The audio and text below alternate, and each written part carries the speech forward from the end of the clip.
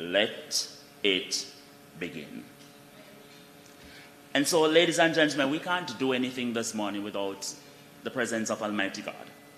And so at this time, I'm going to invite Custos Rochalorum of Westmoreland, Canon Hartley D. Perrin, to come, and he will be giving prayers and remarks. I invite you to put your hands together and make him welcome.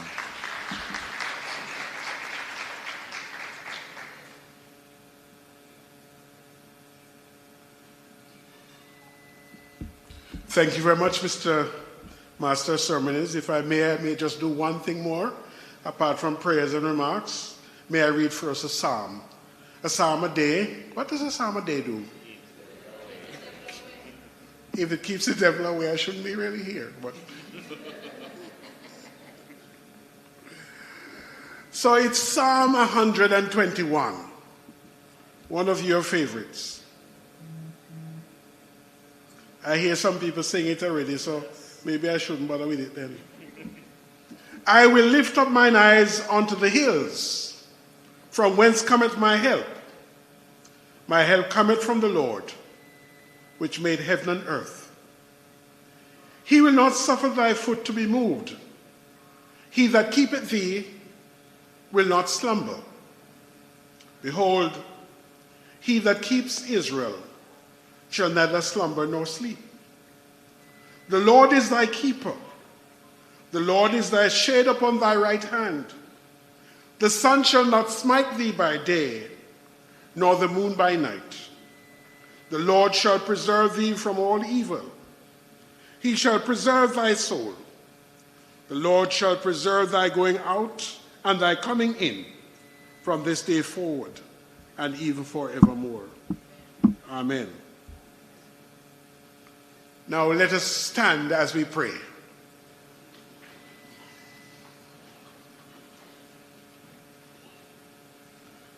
Fortunate this morning I don't ask you to sing, because Dr. Cox is a good singer, so I'd have asked him to be the lead singer.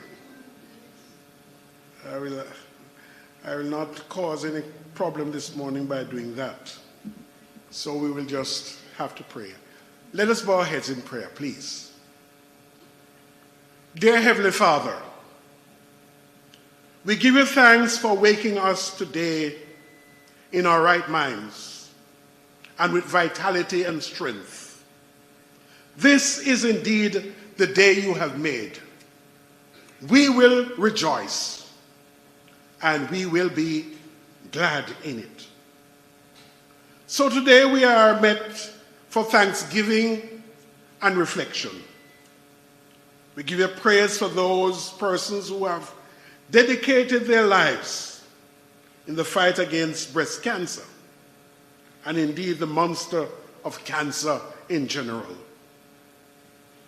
We recognize that you are a God of wholeness, healing, love, and mercy. So we lift up before you today this symposium that seeks to inform, educate, and even restore. We pray for those who are struggling with this diagnosis, and even those who have passed. Give comfort to families and friends. Bring them the comfort and peace that you alone can give, for you alone are the mighty Prince of Peace. May this symposium bring awareness, information, education, and hope to our communities and to our lives. And may the means through which we're able to support each other as we continue to serve and please you. These things we ask in the name of Jesus Christ, your Son, our Lord. Amen. Now you may be seated.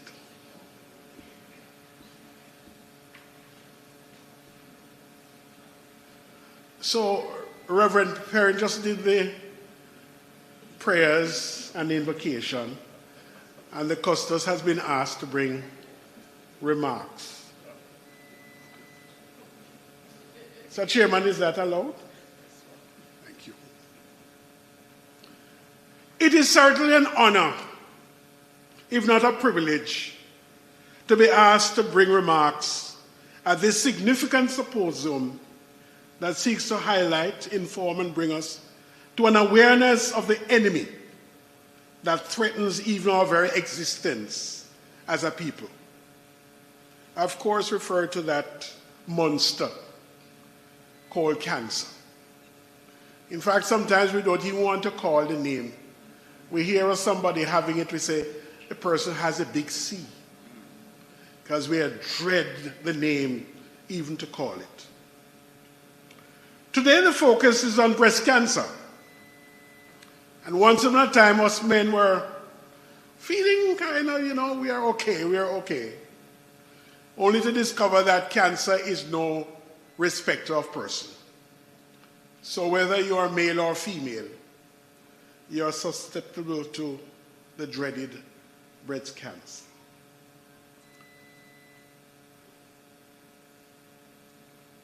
It's interesting how persons have been able to view cancer from different perspectives. And I want to congratulate and big up Lady Mistyblue, Dorothy Satchwell, for her relentless efforts in seeking to wage a war against this monster. By her Mistyblue Foundation, by her initiative in putting on this symposium, indicate that she's not going to lay down and die. And in fact, she doesn't want anybody to lay down and die. In fact, she wants us to be fighting and fighting and fighting until we overcome. I want you to give her a big round of applause. She's no ordinary person.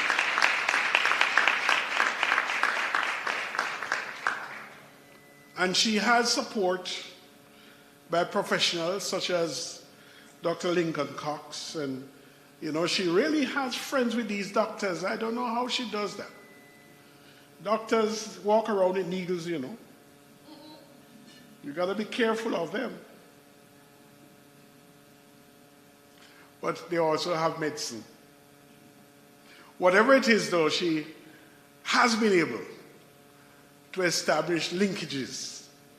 And through collaboration, she's able to pull off these events that seek to highlight this enemy that overshadows us. And what is alarming is that statistics, as we will come to discover, indicate that this parish of Westmoreland has reason to be concerned about breast cancer and cancer in general.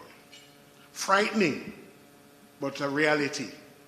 And when we are able to face reality, then we are able to put up a better fight.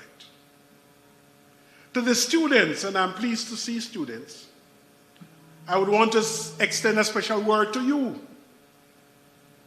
Because you are the ones who perhaps hold the future. And you are the ones who perhaps hold the answers to the questions that are being asked in the context of this horrific crisis. Knowledge is power. And the need for power cannot be overstated in the fight. It is standing firmly and making demands for resources and modern technological equipment to diagnose and treat with this disease that will ultimately make the difference in our lives. May the time spent here be fruitful, transformative, and beneficial to all of us, particularly those who are hurting. Ladies and gentlemen, the Custos of Westmoreland greets you well. Thank you.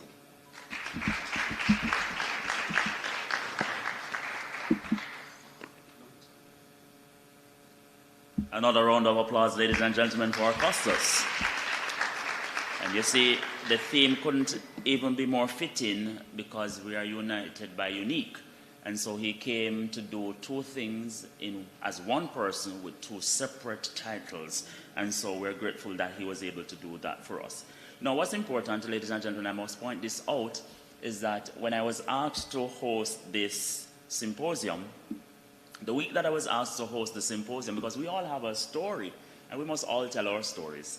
My sister had passed on August 11, and in that particular week, I was burying my sister when I was asked to host the symposium. Having, of course, and I'm going to call the word, because today we're going to be, even though, because there are some of us who are going to be fighters, and there are going to be some of us who are survivors. And so my sister, on that particular week when Miss Satchwell called me, it was on that very same Saturday that I was burying my sister who had passed because of cancer. So I'm standing today to celebrate her in this symposium, because it is not going to get the best of all of us. So I want to, again, for you to put your hands together for Miss Satchwell for having put this on for all of us. And so guess what happened? So we're going to move from talking to singing. And so I don't know if I hear Dr. Dawes can sing. Sorry, Dr. Cox, my apologies. Dr. Cox can sing. Was that true? All right, he said no way. But the program has some singers on and so I'm going to invite at this time student from the Negril Primary School, Leanna Raymond. Put your hands together and make her welcome, ladies and gentlemen.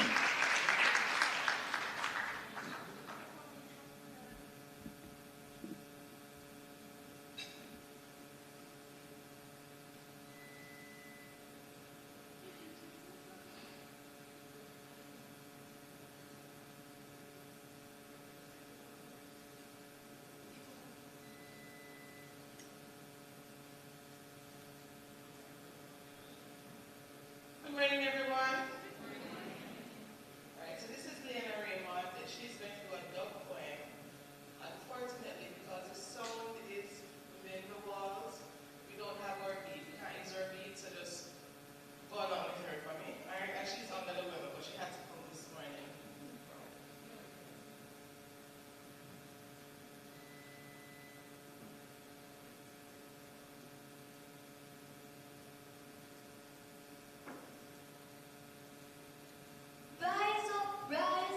Rise up and be born. We talk about us, that is so cold.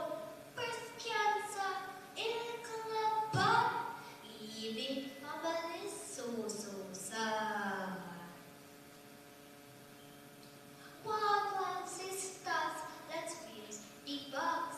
Early detection, nobody relax. Mother, sister, auntie, daughter, do it today, nobody wait till later. In a October, we wear big cream and all more me attack. Some of you still stubborn, but let's stand together, united as leaving families.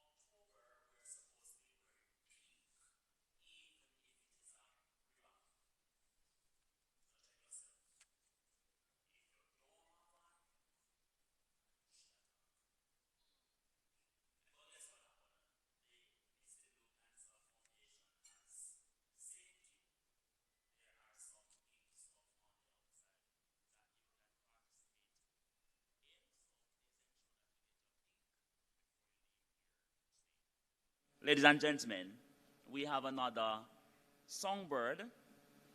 The poem is Sparta singing in us, so we're going to take it as that. Digital Rising Star finalist and content creator. Put your hands together and help me welcome Mrs. Shaneka Cupidon Moore.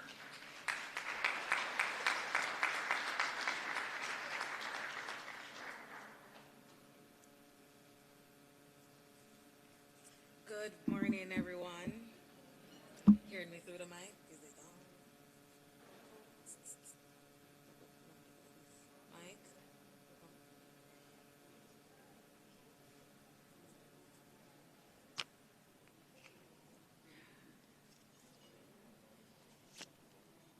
a little challenge.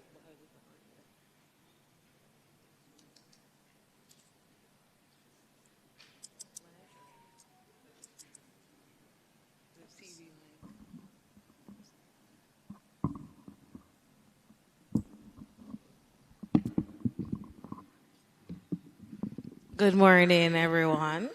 All these challenges because I'm so short, huh? I want to dedicate this song to the cancer survivors and those that are still fighting the good fight. I have family that are fighting the good fight still, and family that have passed away, unfortunately. So I've experienced some of what you have based on association. I know it's not easy, but I pray that you feel some form of encouragement to keep rising up and keep fighting. Despite the pain you might be even feeling right now, just keep pressing on. You're broken down and tired of living life on a merry-go-round, and you can't find the fighter, but I see it in you, so we gon' walk it out and move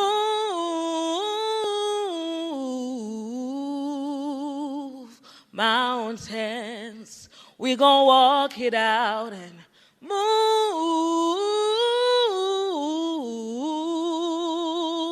mountains. And I'll rise like the day, I'll rise up, I'll rise unafraid, I'll rise up, and I'll do it 1,000 times again. And I'll rise up high like the waves, I'll rise up in spite of the ache, I'll rise up and I'll do it 1,000 times again. For you, for you, for you, for you.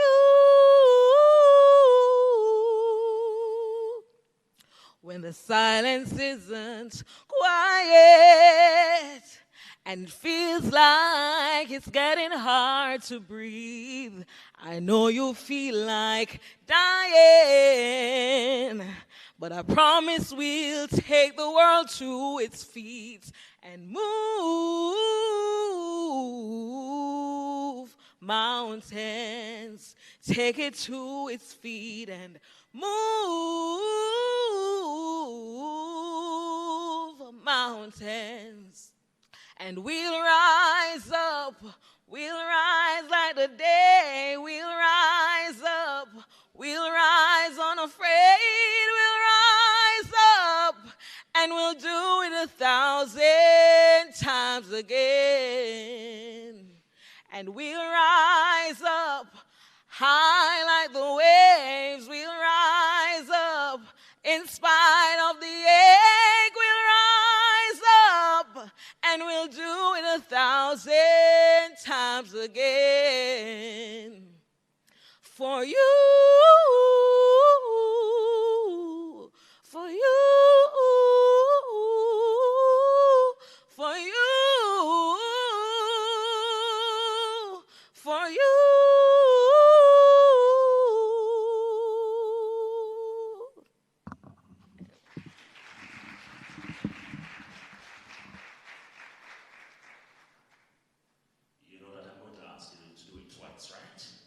Put your hands together again for that reminder in song that we will rise up.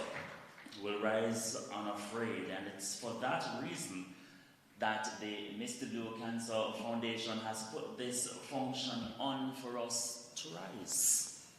The truth is, there are times when we don't feel like rising. There are times when even those of us who give the care don't feel like we want to, but we must rise. There are times when the doctors themselves, because of all that is happening, don't feel like rising. But here's one person this morning who is going to rise to the occasion. And at this time I ask you, ladies and gentlemen, to put your hands together and help me welcome Dorothy Satchwell, founder and chair of the Mistyblue Cancer Foundation. No man, put your hands together and make her welcome.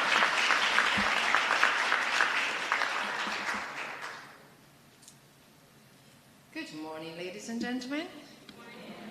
I think it's even more challenging for me to do this after listening to that. Thank you very much. It really resonated. Okay, I don't need to give the name again. I'm Dorothy Satchwell, and I have the profound honor of serving as founder and chairperson of the Mistyblue Cancer Care Foundation. So on behalf of our esteemed patron, the Honorable Mrs. Justice Zeta McCalla, retired Chief Justice of Jamaica, and our entire board and community, I extend our deepest gratitude to each one of you for being here today and for this special and deeply meaningful occasion, the inaugural launch of the Faith Gifford Breast Cancer Symposium. We are here today for two reasons: to remember and to recommit. The name Faith Gifford resonates with love, with strength, and with purpose in this room. Faith was not just a name, it was her defining characteristic.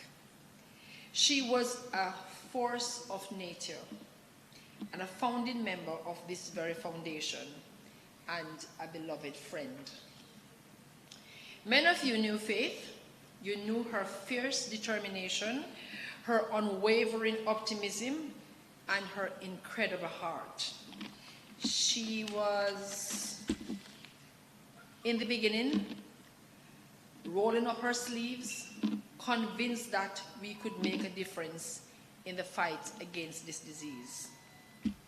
Faith believed in the power of community, in the importance of research, and in offering a hand to hold to those newly diagnosed. That's correct, right, Dr. Cox? Faith was a pioneer. Her passion and drive are woven into every fabric of this organization. She fought with incredible bravery, and while we feel her absence deeply today, we are determined that her legacy will be one of action and progress. It demanded that we channel our grieving into purpose.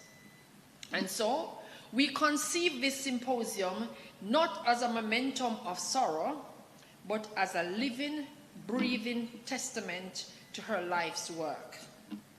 This event is our promise to continue the fight she helped to start. That leads us to our second reason, to recommit. We recommit to the mission Faith held so dear. This symposium, established in her honor, is a direct result of that commitment. It is designed to be a premier platform for innovation, education, and collaboration in the fight against breast cancer.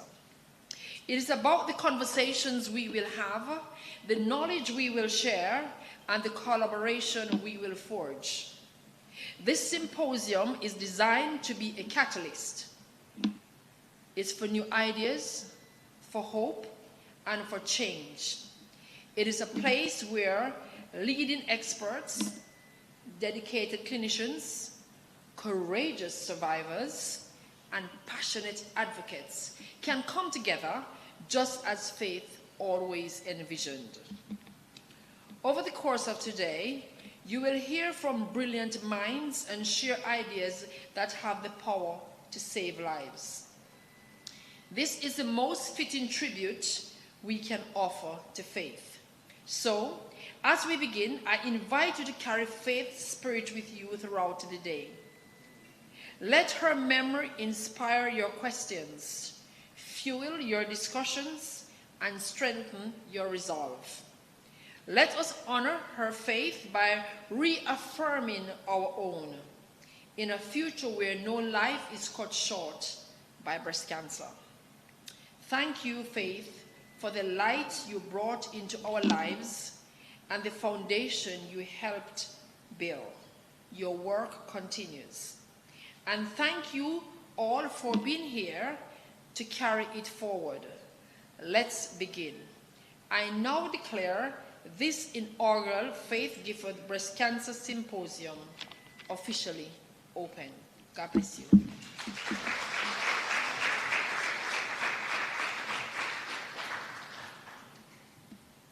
Thank you so very much. And as I shared with you earlier this morning, this symposium is going to be filled with a lot of stories. And one of the stories that I have to share is, I know Faith for over 20 years. And this year, I would have been chairing or hosting a friend of mine's 50th birthday party. At the end of that birthday party, this lady walked up to me and said to me that I want you to host my wedding renewal. Now in that moment, I did not know who I was speaking with. I'm going to be honest with you. But like everybody who asks me to do a function, my answer is always going to be yes. And so this lady kept calling me and asking me, you know, when are you going to meet with me? But I had so many other things to do. And so I set the reminder in my phone for when her event was going to be. And that Saturday morning when the alarm went off, I couldn't find back the number of the person who was calling me. And so I called the person who I hosted the birthday party for and said, I've been trying to get through to this lady who asked me to host her wedding renewal. And the person said to me, she will not be able to call you because she has passed. So Faith had great plans for her life. And so today I think it could not have been any other thing but to have me hosting a symposium that is in her honor because she would have wanted me to host her wedding renewal. And so I ask, ladies and gentlemen, as we have been asked to recommit, we may not just be recommitting to Faith, but we're recommitting to every single person who will have to journey along this pathway. And so if you have somebody who you are, fighting with, I ask that you continue to fight. It is not over until. And so we ask that you bear that in mind as you continue to go through today's function. I wanted to spend some time to make mention of our sponsors. And so I want you to put your hands together as I call their names. Scotia Insurance, the American Friends of Jamaica, AFJ, Regency Petroleum Limited, RPL, Grace, Germax Pharmacy, Cal's Pharmacy, the Mistyblue Cancer Care Foundation, and of course the Sandals Foundation. Our patron today would have been the Chief Justice, retired Chief Justice Zaya McCullough, but unfortunately she's not here, but we ask that you bear her in your prayers as she attends to other activities. At this time, we're going to take greetings from our main sponsor and host, the Sandals Foundation, and invite at this time PR Manager, Miss Ashley Chris, to come. Put your hands together, ladies and gentlemen, and make her welcome.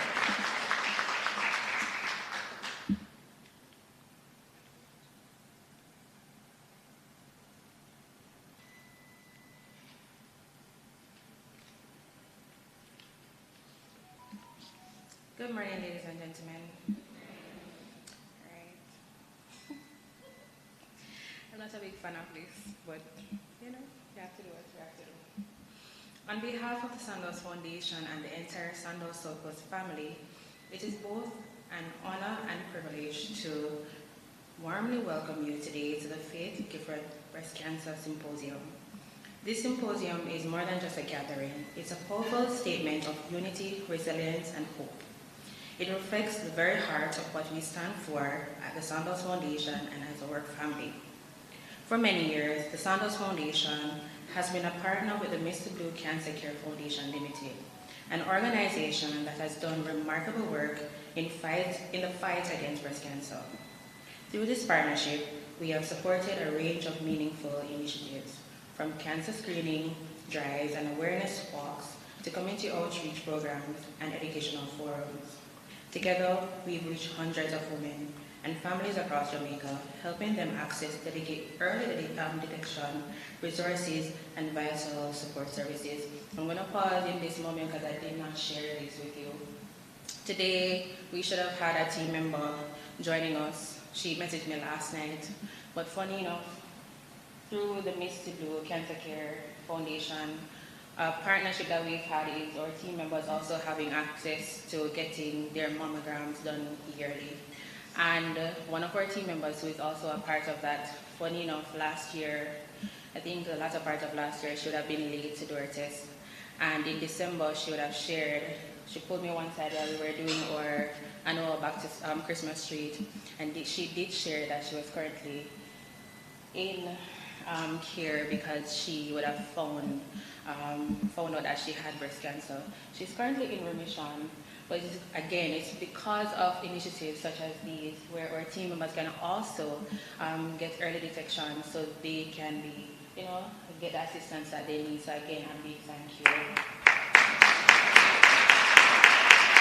Thank you. This partnership has not only deepened our commitment, but has also opened our eyes to even more the power of awareness, the importance of education, and the strength of community. At the Sandoz Foundation, our mission goes beyond hospitality. It's about building healthier, stronger, and more informed communities. And when it comes to cancer awareness, we are steadfast in our commitment. We stand with every individual who is on their own journey, those bravely battling, those in recovery, and those who continue to honor the memories of loved ones lost. You are not alone, and we are with you every step of the way. Today's symposium is a symbol of progress. It's an opportunity to share knowledge, to inspire action, and most importantly, remind each other of the strength that lies in unity. As a resort and as a foundation, we're truly delighted to play a role in creating spaces like this, where voices are heard, lives are impacted, and hope continues to shine. To our partners at the Mistyblue Cancer Care Foundation, thank you for your tireless dedication. To all of you here, participants, survivors, caregivers, medical professionals, and advocates, thank you for showing up, for leaning in, and for reminding us all of what's possible when we come together for a cause that is greater than ourselves. Together, let us continue to raise awareness, encourage early detection, and stand firmly beside those affected by breast cancer. Thank you.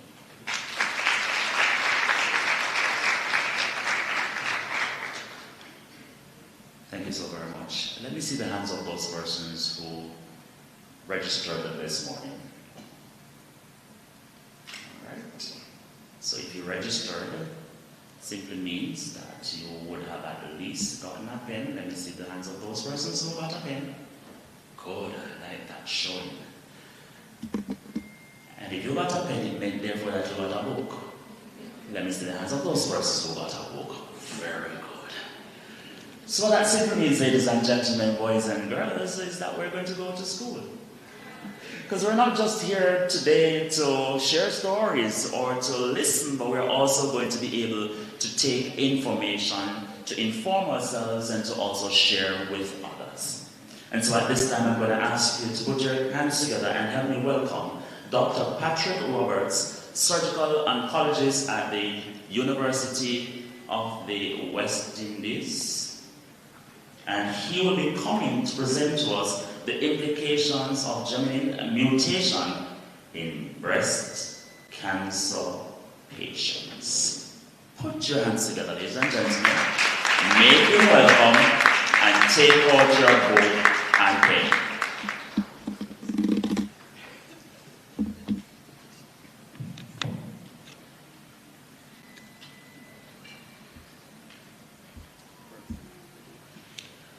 Morning, ladies and gentlemen.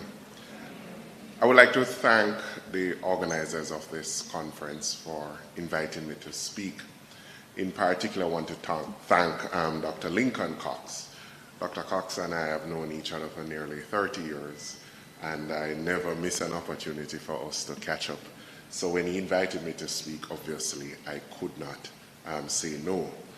My topic for today is multi-gene testing in Jamaican breast cancer patients. I tried my best to make it simple, even though we're speaking about genetics, understanding the nature of the audience so that everyone can understand. And I just want to start here. I often wonder if when our forefathers came up with this motto, out of many, one people, if they were geneticists, if they understood the implications of this motto. And quite befitting, our coat of arms have two Taino persons on it, a male and a female, and the original inhabitants of this island. And we were taught in school that the Tainos are extinct. But we now know that this is not true. There are still pockets of Taino communities in Jamaica. In particular, there is in St. Elizabeth. And we also know that when the slaves ran away from the plantations and they went up into the hills, what the men did was to kill the Taino men and they inbreed with the Taino women. So the authentic maroon communities in Jamaica, you can still find Taino bloods. They are descendants of the Taino. So it begs the question, if these Taino genes are still around, how much has it contributed to who we are as a people, Jamaicans that is? And some of the current diseases that we're faced with, how much did these genes contribute? But to be fair to the Tainos, it's not just the Tainos. Then came the Spaniards who captured Jamaica. And obviously, they lived here for a period of time. And you would have had inbreeding. So the people we are as Jamaicans, we must have genes that came from Spain. And how much did that contribute to who we are as a people? And later came the British. How much did they contribute? And this end product, Jamaicans, contributed genetically by so many people. What is the responsibility genetically of these different groups? And with the British came the African slave trade. But the only other country or region in the Western Hemisphere that got slaves from the same part of Africa as Jamaica is Virginia. And that part of Africa is called Biafra, which is now a part of modern-day Nigeria. So the slaves that went to Trinidad and Barbados and Bahamas, etc., they were from a different part of Africa, still West Coast, but that particular tribe that came to Jamaica was predominantly from Biafra. Now remember, in those days, it's not like now we had transportation and you had a lot of genetic mixing. The different tribes in Africa were essentially isolated, and you would have inbreeding within the tribe. So how much did these genes that we got from Biafra contributed to us as a people? And subsequent to that, slavery ended, came the indentured laborers, where the Indians that came, but they came particularly from South India.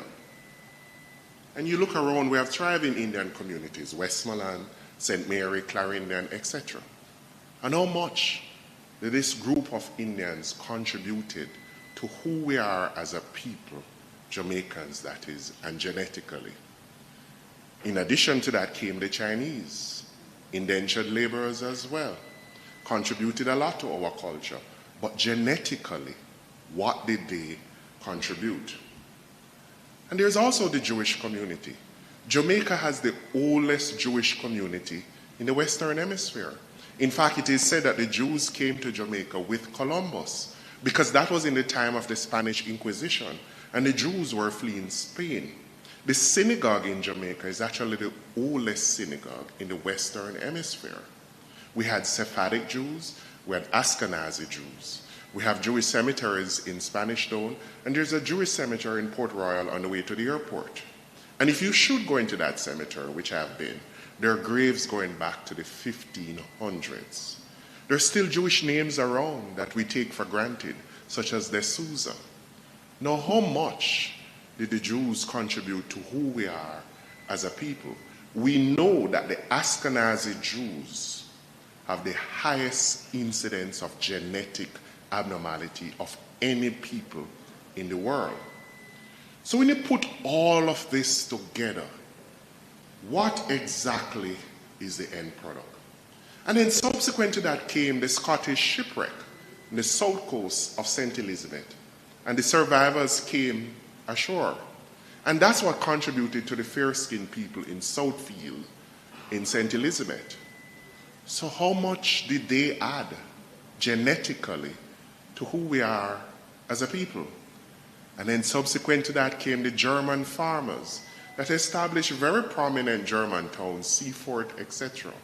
And over time, they would all contribute to who we are as Jamaicans. But this special blend of these people from Africa, Biafra, these Jews, these Indians, these Chinese, these Taino, the end product is a very unique set of people. The fastest women in the world, the fastest men in the world, some of the most beautiful people on earth. Jamaica has a population of 2.7 million. America has a population of 330 million, about 110 times the size of our population. Yet still little Jamaica, 2.7 million, we won Miss World the same number of times as America. Because this special blend of people obviously is onto something. We even have our own religion.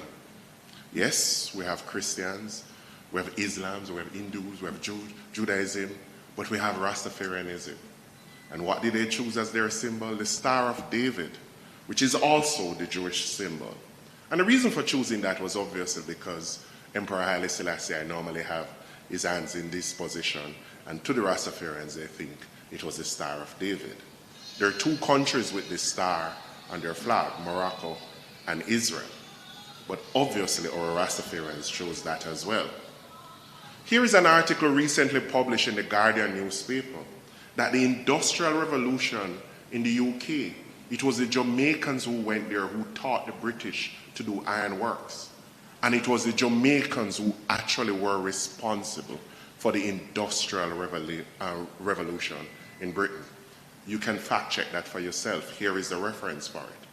So how is it that this little small country, 2.7 million, of this special unique genetic blend could accomplish so much?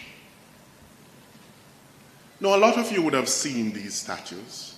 Here is a statue of Michelangelo, one of the most famous statues in the world. Here is a statue of Vigilant in Norway. But when this special blend of a people, the Jamaicans that is, was asked to create a statue that is representative of who we are as a people, this is what they created. Now, from looking at this picture, you can see it's all in the genes. And this picture is supposed to be representative of who we are. Now, I don't know about you guys, but I'm not that long. My hands, that is. Because if you look medically, by the length of the hands, you could see that this person has morphinoid features. But this statue is supposed to be representative of who we are as a people.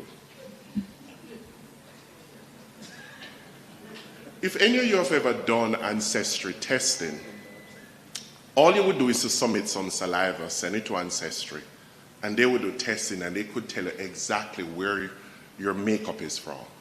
What percentage of you is from India, what part of India, what percentage of you is from Africa, UK, etc. Now, according to Ancestry, there are actually two types of Jamaicans. The only time I've ever heard of Jamaica being divided into two was a phrase that Mr. Siaga used to use, the haves and the have-nots. But according to ancestry, there are two Jamaicans, genetically. There's the northern Jamaican and there is the southern Jamaican. And this is the map taken from ancestry showing that division. Because in the northern part of Jamaica, you will have Jamaicans looking more like me, and the genetic makeup is distinct. While in the southern part of Jamaica, you will have more European genes, and the distinctive in the genetic makeup. So ancestry classifies us into northern and southern Jamaica.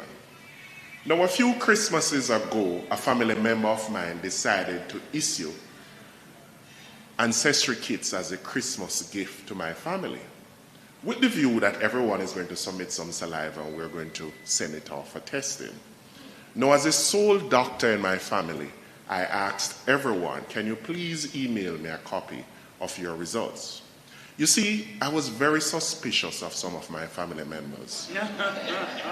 I suspected that some of my family members were not my relatives, because there is a huge difference. Family is loyalty. Relative is blood. Your relative could be your enemy, but your family can sometimes be your relative. And this is why we speak about the Italian mafia family. They're not related, but there's a loyalty in the mafia world. So I was very suspicious of some of my family members that they were not relatives.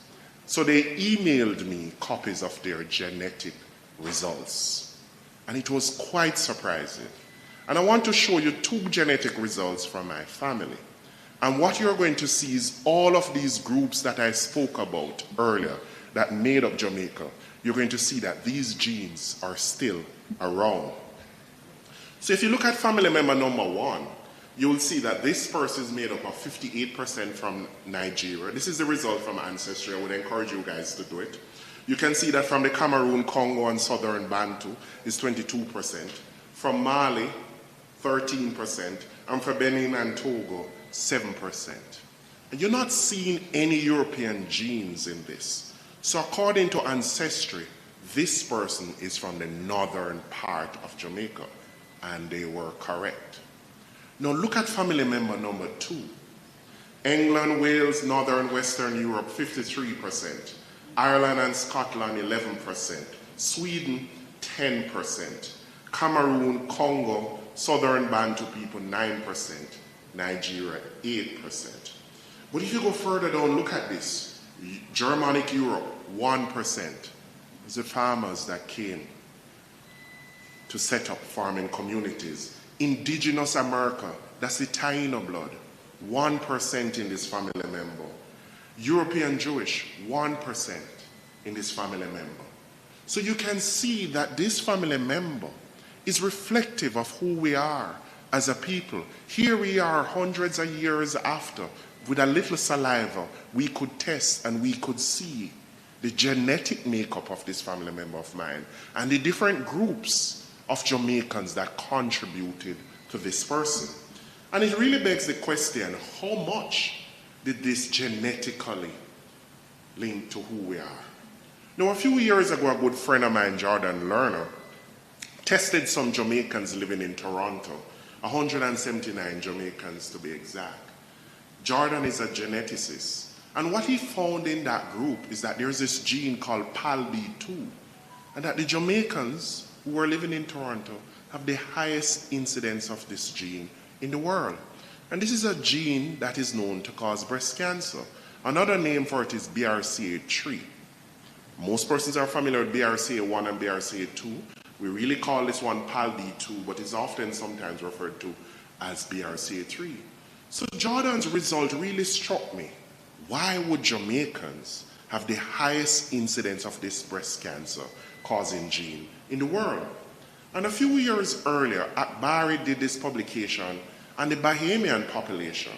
And what they found was that 27% of the women in the Bahamas who had breast cancer had this genetic abnormality called BRCA1 or BRCA2. And this actually was the highest incidence in the world for that gene. higher than the Ashkenazi Jews. And numerous publications to date have shown that Bahamas has the highest incidence of this gene. So here was something going on in the Bahamas as well, totally different from what's going on in Jamaica. And then came publications from Trinidad, and then came publications from Barbados, and we realized that there's something going on, and we're all different. The genetic results that we were seeing were different among the countries. Now, around 2007, the machines to do these genetic testings were locked away in a lot of the Ivy League universities, these wealthy universities, the Oxford and the Harvards. Very expensive machine. But around 2007, something changed. The cost of this machine went down significantly, and the machine became very small and compact, which is called a next generation sequencer.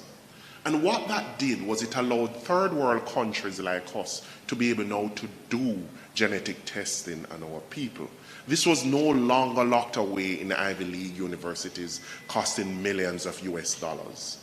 We could now afford this machine to actually do our testing. And this was a game changer for us. Because what we're looking for is genetic abnormality. And there are different genetic abnormalities that we can see. We can see substitution, where one gene was substituted for another. We can see deletion, where a gene is deleted or a gene is added. And all of these changes actually predispose and lead to us getting cancer. Now, how do we interpret these results? When you submit that saliva and we test you, we can get one of three results. We can get a result saying positive, meaning we have identified a gene in you that is going to lead to cancer. Or we can get negative, where you do not, based on the technology we have at the moment, have any gene that will lead to cancer. Or you can get what is called a variant of uncertain significance, which means you have a gene. Currently, we're not aware of this gene causing cancer, but we have to keep a watch on it because it could be reclassified. In other words, tomorrow we could get data that this gene leads to cancer, or tomorrow we could get data that this gene definitely doesn't lead to cancer. This is very important because in the European population and in the American population, they're heavily tested because they had the machines and they have the money and they were doing it for years. So it's very unusual for you to find variants of uncertain significance in those wealthy countries. But in countries like India and Africa and in the Caribbean, we're not heavily tested.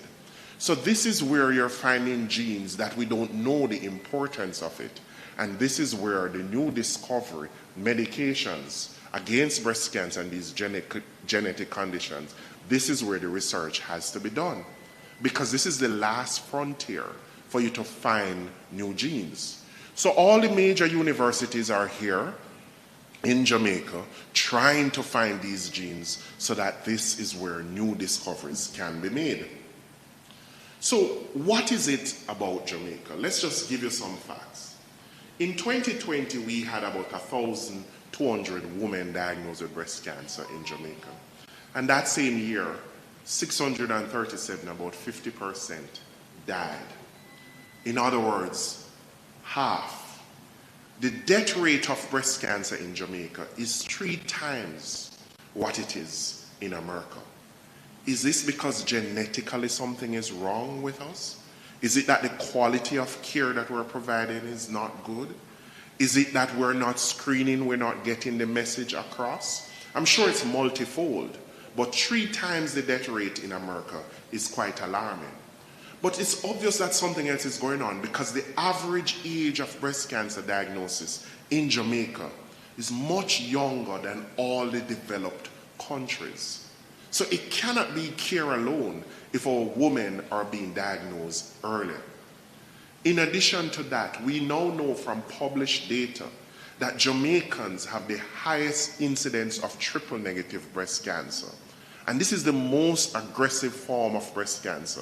It's called the black woman's curse. And the medications that we have don't work well for it. And it's about 27% in our population. This is the highest published of all countries in the world. Now, this is going to be very important because ladies who have triple negative breast cancer have a very high incidence of having a genetic abnormality. So we're seeing little signs that genetically something is wrong. Women are diagnosed earlier, or mortality rate is higher, and the type breast cancer that we get is the most aggressive type, and we're not seeing that in other black countries or other countries, period, irrespective of whether they're black. So that led us to think that something is going on, and we need to start doing genetic testing in our population. Now, to do genetic testing, we can do one of two things. We can either collect saliva, and saliva is very stable, and it will last forever. Or we can use blood. The problem with blood is that we need to keep it on dry ice, and we cannot guarantee that the transportation chain, it will be maintained at the right temperature. So we decided to use saliva in our population, because once we have your saliva, it can last for hundreds of years, and we can still get access to the genes. So we use saliva in Jamaica. And we started out doing genetic testing with a company called Invitae from the US, and they offered us 84 genes. It's not that 84 genes lead to breast cancer. It's only about 14 genes, but the price of us testing for 14 was the same as us testing for 84. So we decided we will take the 84, we would amass some data, and then we'll try and figure out who we are as a people. So we're even going to be testing for genes that are not responsible for breast cancer, since the price is no different. Now, I will tell you this story, but we had to switch from Invitae to Blueprint, and I'll tell you the story later on why we had to. And Blueprint came with 160 genes, so we're now getting twice as many genes for the same price. So we tested all of our patients and amassed this data, even though the genes we were testing for was not necessarily related to breast cancer. And just to show you what the typical test result looks like. So we started testing, and we were seeing patients with 4 abnormal genes and 5 abnormal genes, which is a huge problem, because some of these genes, just having one abnormality, gives you a lifetime risk of about 80% of getting breast cancer. And we're seeing results like these in the Jamaican population, where people were testing for multiple genes. Now, if one is giving you an 80% risk, then when you have 3 or 4, you realize it's 100% you are going to get cancer. There's no if or but. As the gospel song said, may not know how, may not know when, you're going to get it. Here is another patient of mine. She had 2 genes, BRCA2 and CDH1. Each of these genes have an 85% risk of giving you breast cancer. This lady had bilateral breast cancer. So there is no doubt when you have this genetic abnormality that you're going to get breast cancer. So in 2017, we started doing our testing in Jamaica. And what we did was we decided that every cancer patient, we're going to test you genetically. Whether you have breast cancer, whether you have colon cancer, whether you have stomach or prostate, we're just going to test you. And what I've extracted is just the breast cancer data. And this is saying 177 because that's when we did the analysis. We're now up to about 450 Jamaican women who we have tested for breast cancer. On a US cost, we have spent over $450,000 US doing the genetic testing between 2017 and now. And just to show you the data as it relates to the breast cancer. So we have tested 177 patients. We did 125 testing with Invitae. Remember, we had to switch to Blueprint, and we did 52. And what we found was that 2/3, 67% of the Jamaican women who we tested with breast cancer had a germline mutation. 15% out of that was a gene that is known to cause cancer. And then about 50% is this variant of uncertain significance, meaning we're seeing something and we don't know if this is responsible for breast cancer or not. Remember, this is the last frontier. The data we're getting from the Jamaican population, you can't get it from Europe. You can't get it from America or Canada, because those populations have already been heavily tested, and all the genetic abnormality there was found in those populations. But we're seeing a lot of genes in the Jamaican population that scientifically we have no idea where to classify it. In addition to that, we have found genes in the Jamaican population that has never been discovered anywhere else before, what we call a founder's variant, meaning a genetic abnormality that seemed to have derived from that mix that I spoke about earlier on with the Taino and the black blood and the Indians, the Chinese, etc. And we now need to figure that out. And we have the technology where we can work back ways, and we can figure out exactly which race or which group contributed these abnormalities that we're seeing. Did it come from Africa? Was it originally here with the Tainos? And that's what we're going on to next. And in addition to that, what we found was that the number one predictor of having a genetic abnormality in Jamaica is having bilateral breast cancer. In my practice, I do have a lot of patients on presentation.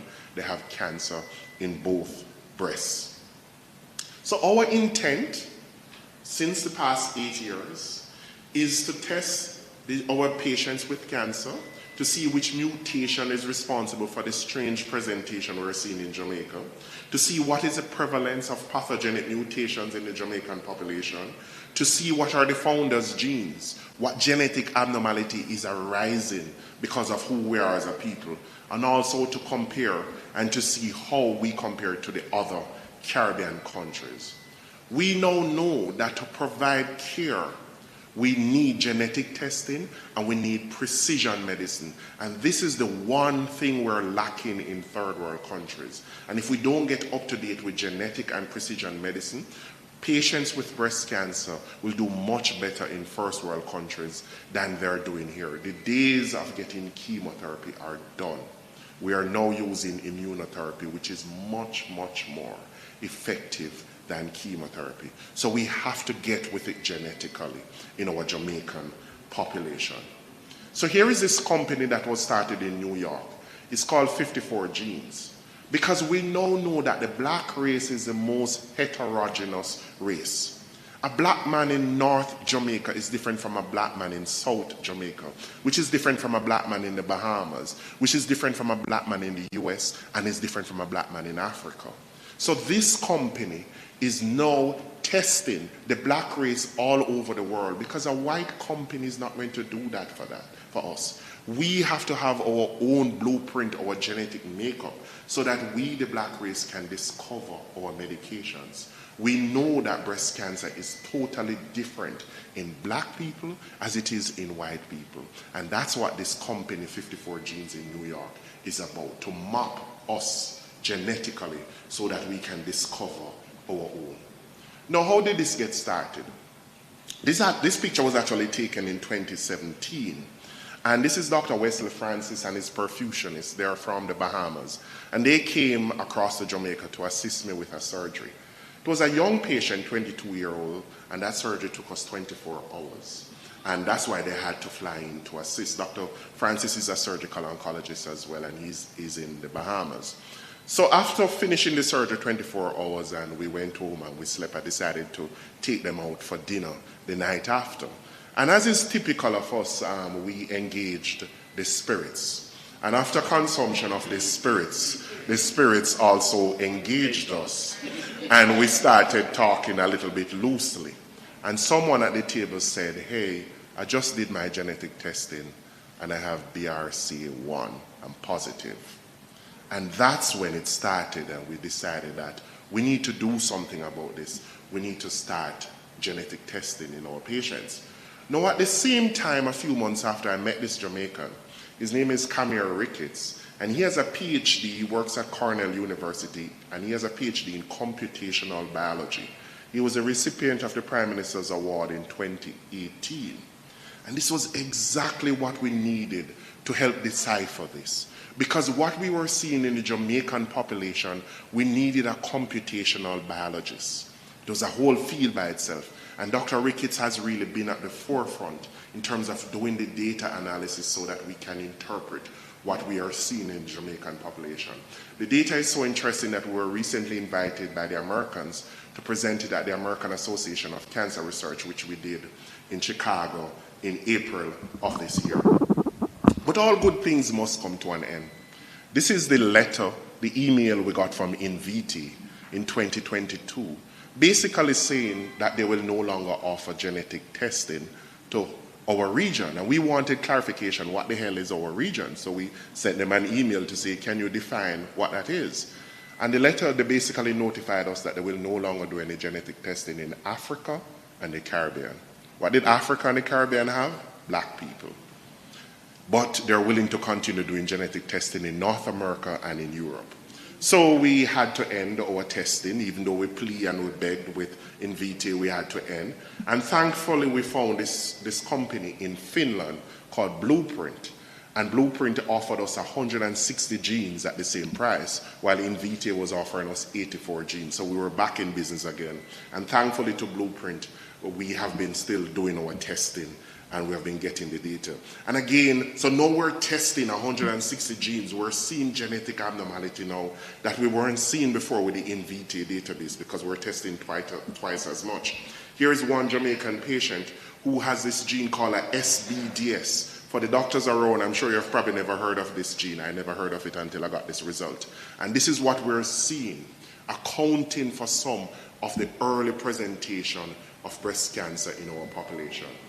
There's no other way we can explain this. This is the youngest patient I've treated for breast cancer. She's 14 years of age, and she had advanced breast cancer, and it spread to her lung, and she died. Now, obviously I didn't put her picture because of privacy, her face, but she's the most beautiful girl I've ever seen, and I'm not saying that because she had breast cancer and she died. And it's obvious that at birth, her parents realized how beautiful this girl was, and her name was Mona Lisa. That was her name. But you had to see her face to appreciate. She was very beautiful, symmetrical face, etc. And she died at age 14 with breast cancer. I have 3 patients, 13-year-old with colon cancer, 2 of which from South. I think you were involved with one, Lincoln. There's no other way we can explain that. All 3 are now dead. 13-year-old with advanced colon cancer. I have a 7-year-old that Dr. Abel and I operated on at Bustamante with advanced liver cancer.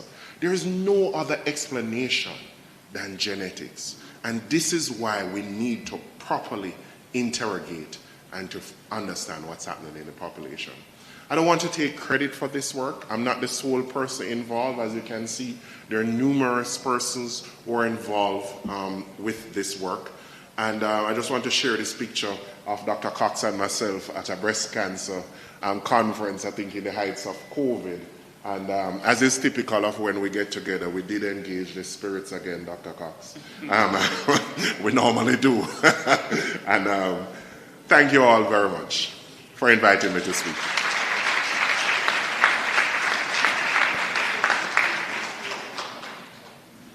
With such information, ladies and gentlemen, I'm going to ask you to put your hands together again for teacher oncologist.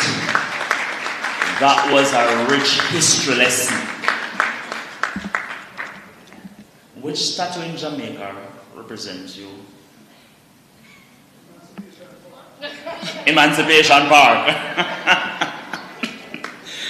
That was a very good one. Ladies and gentlemen, you have your notes, and so it's now time for the examination. And so at this point in time, the chief invigilator and marker is going to take your questions.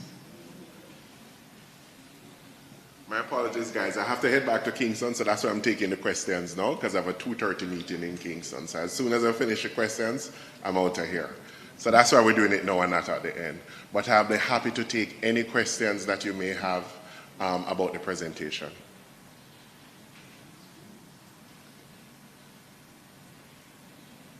Thank you. Very good. Eye-opening, Thank you. informative. Thank you. Thank you. Thank you very Where much. can we get these tests done in Western Jamaica? That's a very good question. At the moment, the testing is done in Kingston. It's really just a lineup, and it's really just a QT. So there's no reason why we can't do it in Western Jamaica. I guess we just need to, it's a discussion I need to have with Dr. Cox. We just need to find a location, because it's really just a QT. It's not as if we're sticking or rotating blood or anything. And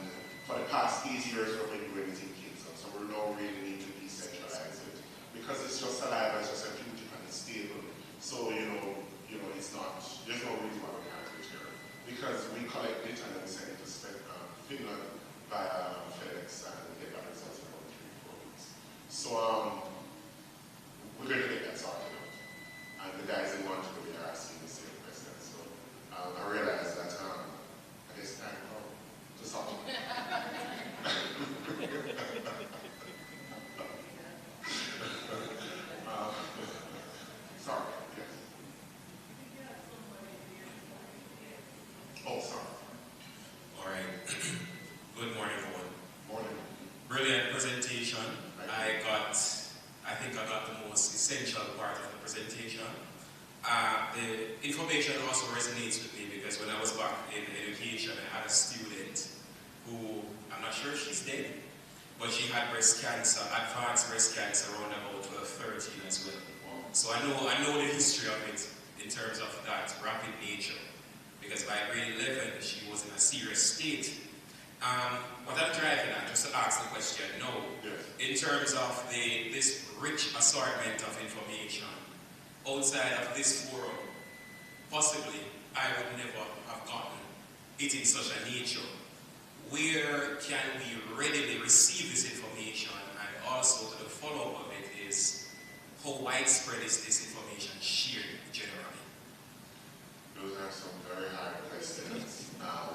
Very pointed questions, appropriate questions. Let me just start with your first comment about the student you have who probably is dead now. You know, the next step is that we need to, even if she's dead, we need to find that family. And we need to do genetic testing because obviously the survivors, the persons who are alive in that family, if there's a genetic abnormality, you're going to be at risk. So, you know, and every time I give this talk, I'm hearing these stories of, you know, younger ages than the 14-year-old who I showed, and I realized that we really need to document. I have given this talk at a few conferences, and I think Dr. Coxon presented it recently, and that's why he invited me to speak. We tend to publish this kind of thing in the medical literature, and this data is about to be published. It's available online. We presented it at the American Association of Cancer Research. In the medical community, when we do research, that's kind of how we disseminate it. But I think the point you're trying to make is actually quite valid. We probably need to disseminate it more for the average Jamaican to understand. And, you know, straight enough, it's not really easily done. It's not. So I don't know. I guess I need to look into that. Yeah. I guess good of the contact the media houses, and I don't know how interested they are. And then people would think you have alternative agenda, they're trying to push genetic testing and, you know, all of the negatives that come with that. You know, it's not an easy population to sell some things. They're probably selling vaccine much less genetic testing. So it won't happen now. What do we touch on? It should be done.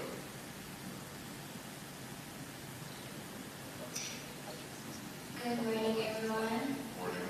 Very wonderful presentation. My question is, does the size of your breast contribute to how high the risk is of getting breast cancer? The answer is no. It doesn't. No? Okay, thank you.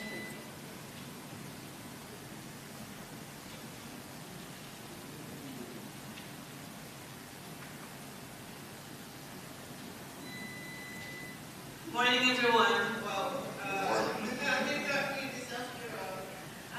So my question is a spin-off from hers. Yes. So she asked about testing. It is done in our region, the answer was fairly low. So it's done in Kingston. Where exactly is this done? One. Yes. Two, does one need a referral to get that done? And the third question I have is regarding gene therapy. Most of us are, of course, familiar with chemotherapy and radiation as treatments for breast cancer. What's the cost that's associated with gene therapy? Because we know that these things may be costly and therefore prohibitive, so the average Jamaican may not readily be able to access this kind of treatment. Could you expound on that for us? Excellent questions. So where is the testing done? It's done at Cunningham Medical Services. So that's the last one on the list there. And the phone number for the office is there. It's 390-8783. You don't need to be referred. You can literally just walk in and get tested. You don't need to come and see the doctor. The testing is done by the nurse. It's literally just a questionnaire that you fill up to tell us about your family history, if there's any cancer, etc. We literally put a Q-tip in the mouth. We put it in a special kit and it is sent off to Europe. So you don't need to come and see the doctor, etc. And in terms of immunotherapy is readily available in Jamaica. It's nothing new. We have been using it for some cancers from as far back as 20 years, where the first one we started was gastrointestinal stromal tumor called GIST. It's a medication called Gleevec. As it relates to breast, we do have it readily available. The major drawback with immunotherapy is that it's recently discovered compared to, say, chemotherapy, and as a result of that, most of the companies still have the patent on it, so the medications are extremely expensive, some more than $1 million Jamaican dollars per dose. So you can understand that unless you have good health insurance or you have done well financially, a lot of the persons who are real candidates for it cannot afford it. But yes, I do have a lot of patients who are on it. Some persons have sold their house, family members, chip in, etc. And they're very effective. Did I answer all the questions? Was there anything I missed? The cost. The cost for the genetic testing. The cost for the genetic testing is 90,000 Jamaican dollars. When I came back to Jamaica 15 years ago, it used to be 10,000 US dollars. And we're now, because of that machine I showed you, things have changed. We're now down to 90,000 Jamaican dollars. And that 90,000 covers the special kit, FedEx, the doctors in Finland, the lab in Finland, everything. So that's, and you're getting 160 genes. So even though you have breast, we're testing you for colon and pancreas and ovaries, everything, because it's the same price. And the price continues to come down, so we expect that it's going to fall even further. I think I answered everything, right? Okay. Good morning, everyone. Morning. Very well documented research. As a medical professional myself, in 1998, I have someone who was diagnosed, my mom, with what's called cholangiocarcinoma. Yes. One of the rarest form of cancers known. And as a Jamaican woman, the doctors were a little bit confused as to where this came from.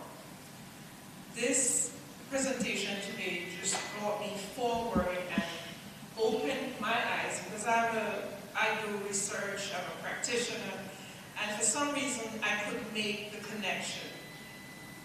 The connection was open to me today where this could have come from in my family. Question, if I need to be tested, is there one of the markers that would show this type of cancer? So cholangiocarcinoma is actually very common in the Jamaican population. We have a meeting every Friday from 12:30 to 2. It's via Zoom, so Dr. Cox and his team would participate. So all the doctors and nurses around the country who want to participate, and we cover the other Caribbean countries as well. And every week we get about 10 to 15 cases of cholangiocarcinoma. And we tend to see it predominantly from Clarendon, Manchester, St. Elizabeth. Don't know if your mom is from any of those parishes. We see a little bit from some parts of Westmoreland. We see a bit from South St. Anne. And you can figure out probably what's common among those regions. We assume it's that. We're not sure. We have no proof. But it's fairly common. Yes, there are some genes that put you at risk for cholangio. Not as many as, say, breast cancer and colon. But we do get a lot of cholangio, and we think we see too many for our population. So every week we're getting like 10, 15 new cases. It's because wherever you are in Jamaica, and if you have that, you end up coming to us. And coming to us don't necessarily mean you physically come to Kingston. Your surgeon here can literally log on to the meeting and we review the images and we make a plan. Because that's how we do it now, and that's very convenient for the rural patients. I'm from the country as well. I'm not from Kingston. So I know when you're sick and to go to the doctor is a production to get a bus or a taxi and the amount of money and that sort of thing. And the waking up 3 o'clock to get to Kingston on time. So these days what we do is we do it via Zoom. And only if you need surgery, etc., then you would come. But all the investigations and the discussions and planning, you don't need to travel to Kingston anymore to do that. It's even worse for the the patients from the smaller Caribbean countries like St. Kitts and all of that, because they have to come to Jamaica or go to the US, so it's obviously cheaper to come to Jamaica. We don't have any direct flights, so sometimes they have to fly to the US and get to us, and it takes 2-3 days to get here and back, and it's so expensive. So we've been trying to work on that by using Zoom, and we've been doing that now for 15 years.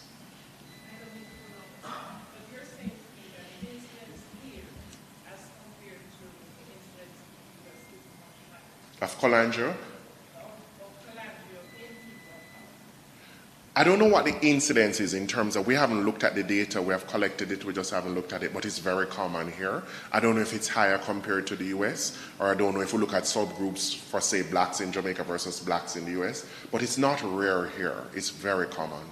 Because they told us that for her, as a person of color, yes. it was more than. This is in the US? Because they don't have access to our data.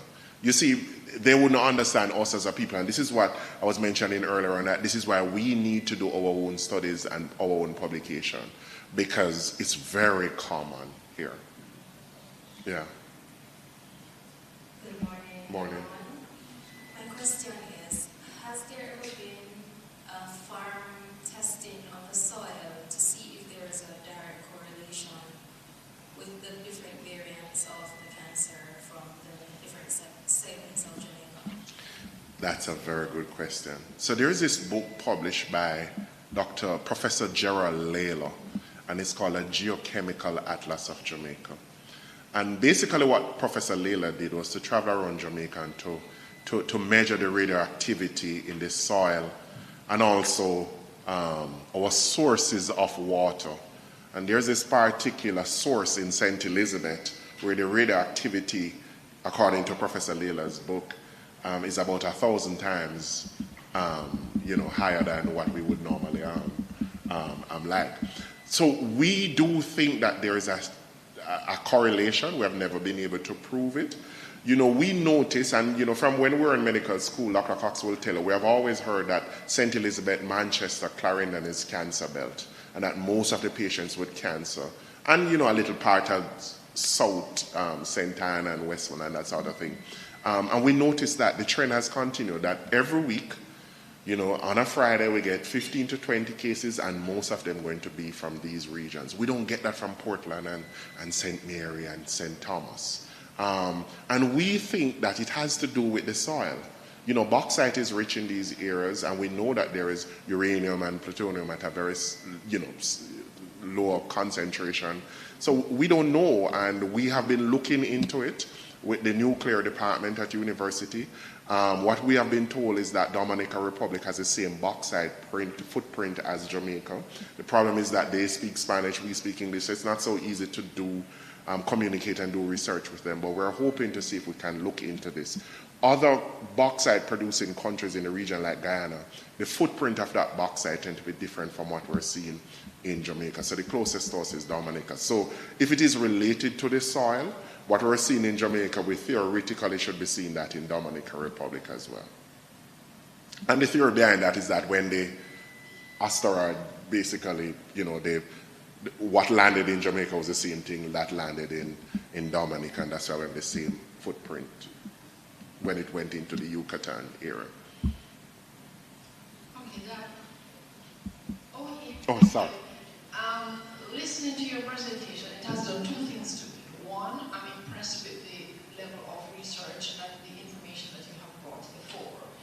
But it has made me sad, because without a doubt, one of the contributing factors to cancer is poverty. Yes. Yeah? And therefore, if we're going to look at policies in Jamaica in terms of getting cancer treatment, cancer care, cancer awareness to where we actually want it to be, where do we start from today in terms of policy making for the ordinary man? Because what you have shared doesn't apply to the ordinary man, because they don't have the resources. And what you would have found is that more than ever, persons who are of the low socioeconomic background would have been persons who would have been diagnosed with cancer. So all what you have said would not have been of help to them, and they are important to us. As a foundation, what we do, we go across the deep rural communities and we do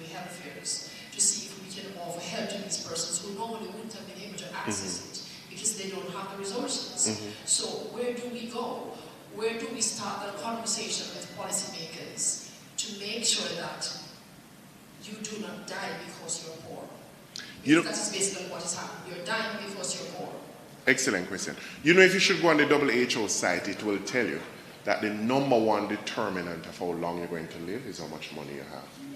And that's something on the World Health Organization. And if you look at it, if you look at the wealthy countries, and I mean real wealthy countries, no, I don't mean fake. I mean like Sweden and Norway and Denmark, those countries, that's where some of the best life expectancy is. And if you look at countries that are not wealthy, a lot of them unfortunately are in Africa and some in the Caribbean, our life expectancy is not good. You know, Queen Elizabeth's mom died at 105. She and her husband went to nearly 100. I think the husband got to 100 and she was just short of 100. You don't get there if you're poor. You know, you don't get there if you're poor. So to answer your question, what we need is universal health care, or access to health care, until we can lift the majority of the population out of poverty. We need access to universal health care. The fact is most Jamaicans only have health insurance because of their employment. And it's only 25% of the population that has health insurance. And the day you lose your job, that's the day you lose the insurance. We are not trusting of insurance companies. The average Jamaican who is fairly wealthy and owns a business and doesn't go and take health insurance even though they can afford it. And so it's a problem. We need universal access to proper health care while we continue, which is going to take decades, if not centuries, to lift the population out of poverty. If not, only those who can afford will live long.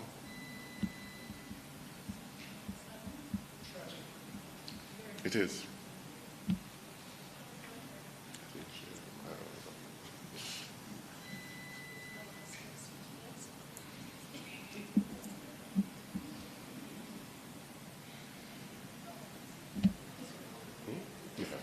Thank you, Dr. Roberts. My question, well, I really appreciate the level of research and the knowledge that you have shared with us this morning. But the question I have is, in earlier days, there was not so much prevalence of breast cancer and other sources of cancer. What can be done as preventative cure or care so that as a nation we don't get there?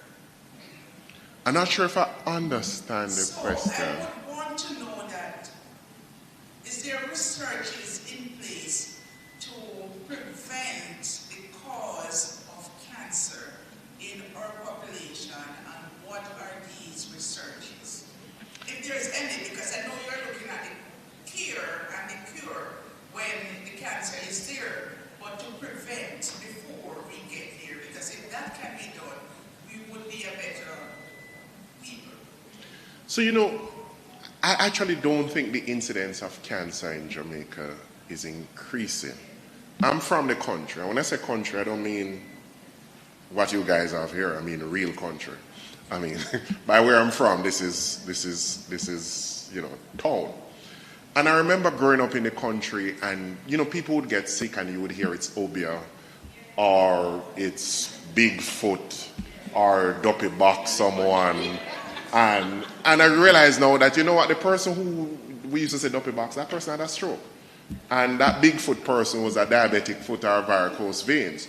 So I do think that as standards of living improve, a lot of what was unknown or becoming known were better classifying and appropriately, you know, having the cause of death. You know, there were persons in the community whose abdomen would get big and all of that, and we realized that they had cancer and they had ascites and that sort of thing.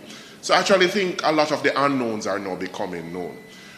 No, what can we do? We can't necessarily prevent you from getting cancer. There are a few things that we do that we can probably, you know, like we can vaccinate and those things, and that can help us. The HPV vaccine can help for cervical cancer, etc.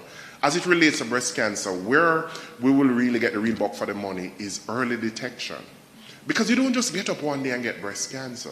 It starts from these little salt grains that we see on a mammogram, and that's not cancer as yet. And it is these salt grains that are going to transform into cancer. So if ladies do the mammogram, we can find this thing before it is cancer and actually prevent you from getting breast cancer. In other words, early detection when it is cheapest, when the cure is more effective, etc. The problem is we are not getting the message out. Very few Jamaican women get mammogram yearly. If you look at the minimum wage, and if you look at the price of a mammogram, let's say you have a Jamaican woman with one child. After you work for the week, you're only affording the mammogram. You still need ultrasound, you still need biopsy, you still need chemotherapy, you still need surgery, you still need radiotherapy. So, and Jamaican women are excellent economists. So when you work 16,000 for the week, you can't spend 10,000 out of it to pay for a mammogram. And that's the problem. If we now have better access, free mammogram, etc., frail care, proper frail care, then, we probably would make some improvement there.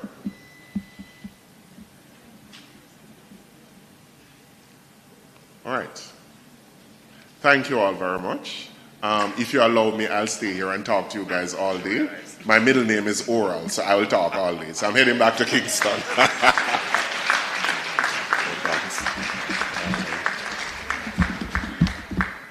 Another round of applause, ladies and gentlemen, for Dr. Roberts.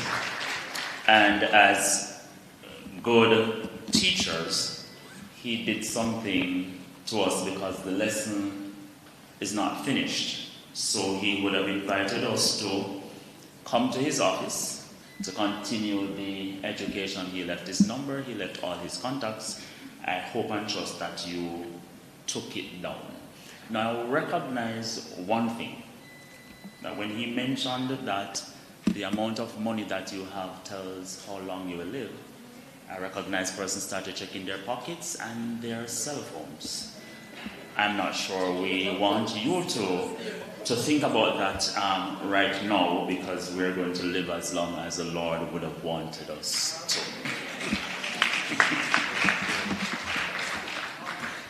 So thank you so very much, Dr. Roberts, and we wish you a safe journey as you continue to.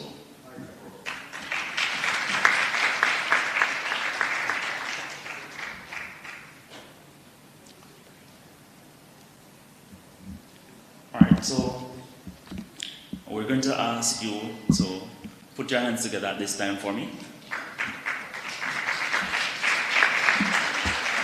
And when I said for me, I didn't really mean for me, but I thank you for that one. So we now have the Faith Gifford's family with us, and we know though she isn't here, her legacy continues. And so I'm going to ask you to put your hands together and make them welcome.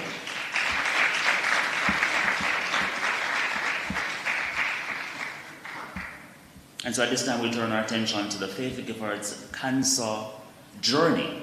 Voices from the grave, lessons from the living. And we'll be hearing from a few persons: Dr. Lincoln Cox, surgeon, Mr. Gifford, husband, and Hyacinth McFadden, sister-in-law. I'm going to ask you, ladies and gentlemen, to help them by giving them a rousing applause to come to the podium, and with the strength of their applause to share the Faith Gifford story, starting with Dr. Cox.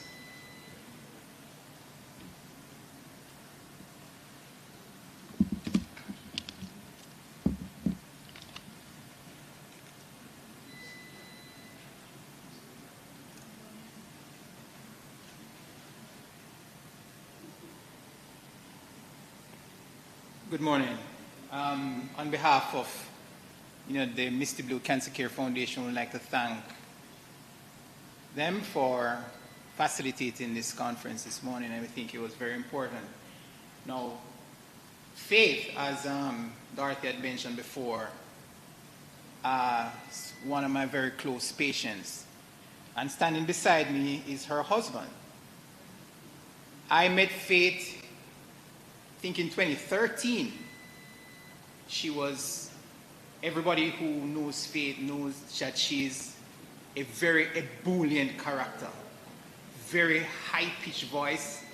When I met her in 2013, she just come to my office and said she heard that I was a surgeon at SAV, and she introduced herself to me. Little did I know that at that time, I would have now shared a 12-year experience with her.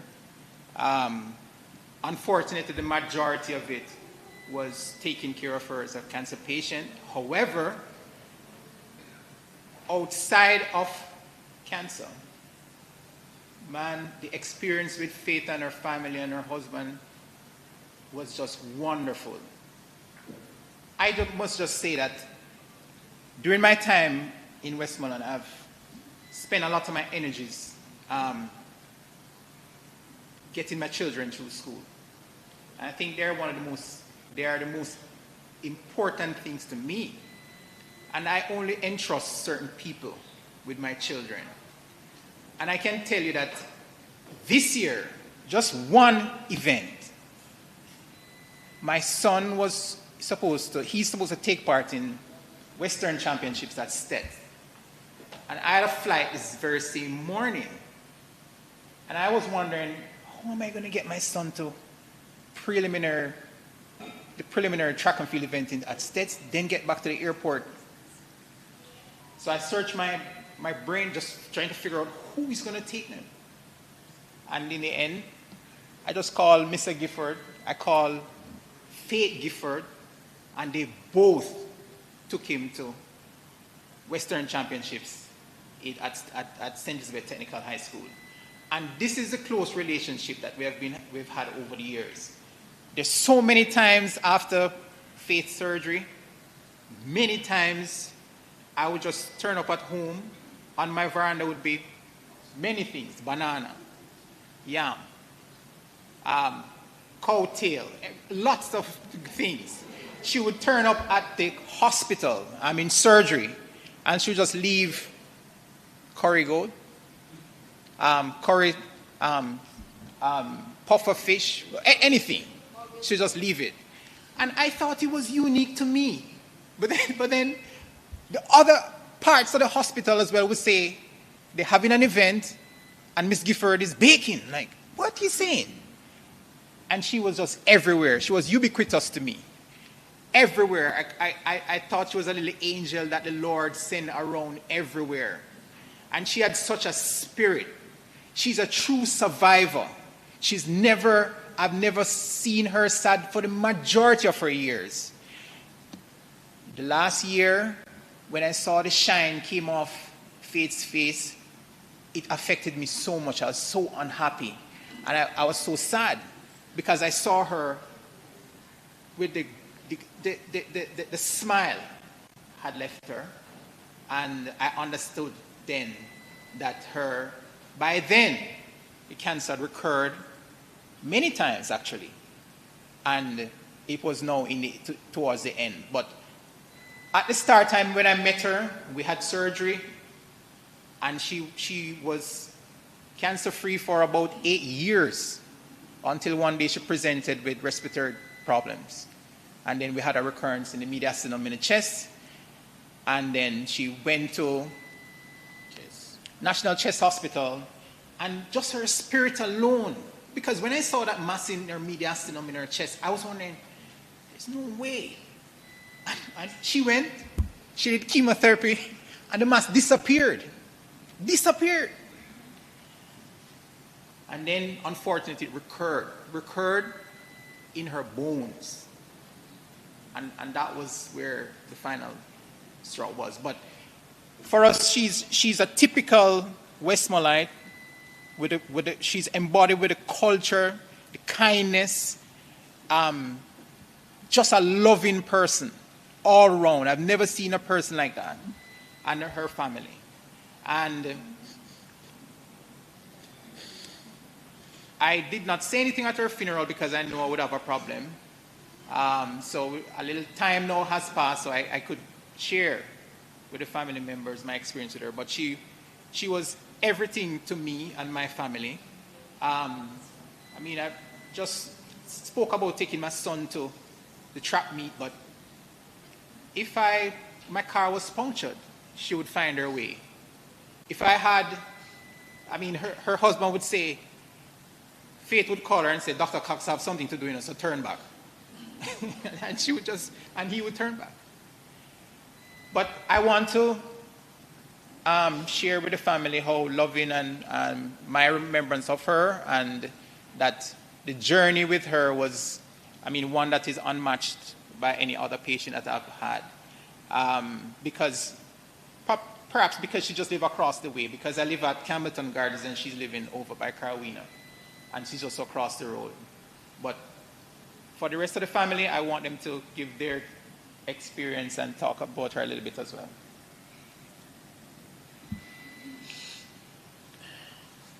Good morning.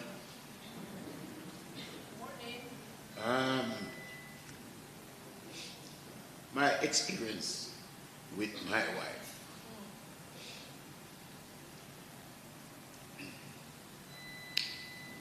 I don't know what to say, but I want to say something. I give thanks to Dr. Cox for the type of help what she gave my wife. Also, the doctors in Kingston. Because Dr. Cox do a lot for Lana to save his life. But the time came that him couldn't do it. But Cox still when I find out that Lana not breathing right, I said, I go to do an x-ray. When the x-ray come, water around our lungs. That's it. Call one other doctor, come out. Then she start breathing. Come out. Then she start breathing properly. Dr. Cox came down and saw her and said, Gifford, you can't stay here, so we have to send it to Kingston. But come back Thursday, not to pull some more fluid because I don't want you to collapse going to Kingston. So we went, Dr. Cox, do it and head on to Kingston. Give me a letter to give it to a particular doctor in Kingston. So when we went, we asked that doctor, it's like the Magui run around. One come and say, he work with that doctor. So we said, no, we get a letter to give. So we can't give it to you. So anyway, one nurse said to me, who you want? And we tell him, we said, never letter. The nurse carry or knock on the office door. Come on. After I received the letter, he said, who named Faith? Because it was me and another lady and my wife went. So he said, come. He take her, he call one nurse and said, register this lady for me. But to me, I didn't think I just the water I got draw out. I will come back home because we never carry it. Clothes or nothing. When the nurse go register my wife, the doctor said, come with me. I will go upstairs and he said, Mr. Gifford, your wife has stayed here with me, you know.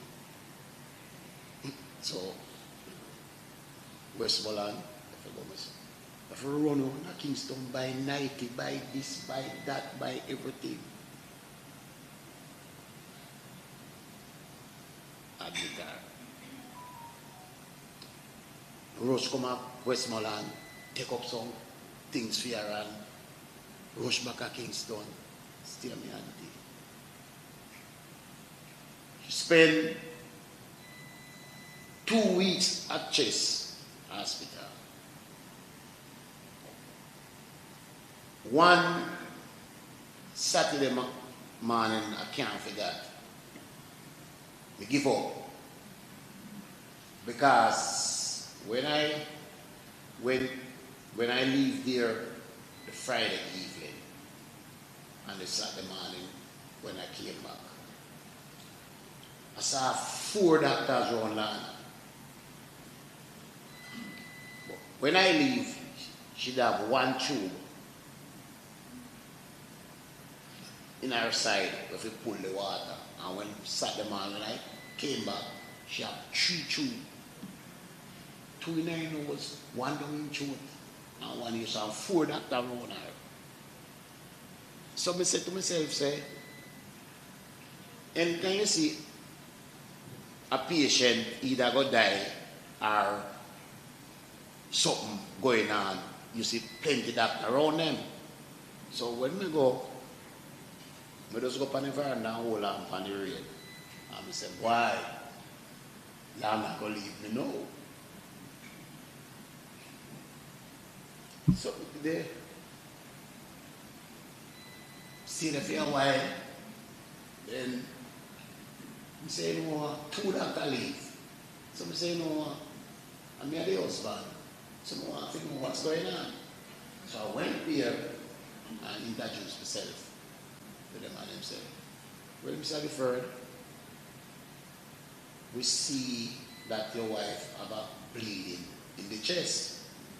That's that tube, then push down. We say, and the 2 were inside her nose, she had get oxygen. And I forgive her 2 units of blood. But I must worry myself, but they're going to send her to KPH because if she need a surgery, that have got done at KPH. So the doctor say, okay, just send to KPH right now. Hurry up, man, and go down to KPH. And when I went down there, she came. And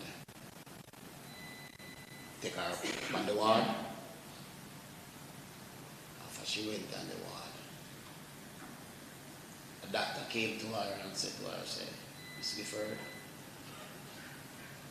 you're supposed to do a CT scan, but you know what I think you have to go wait till 2 weeks time because you have a lot before you.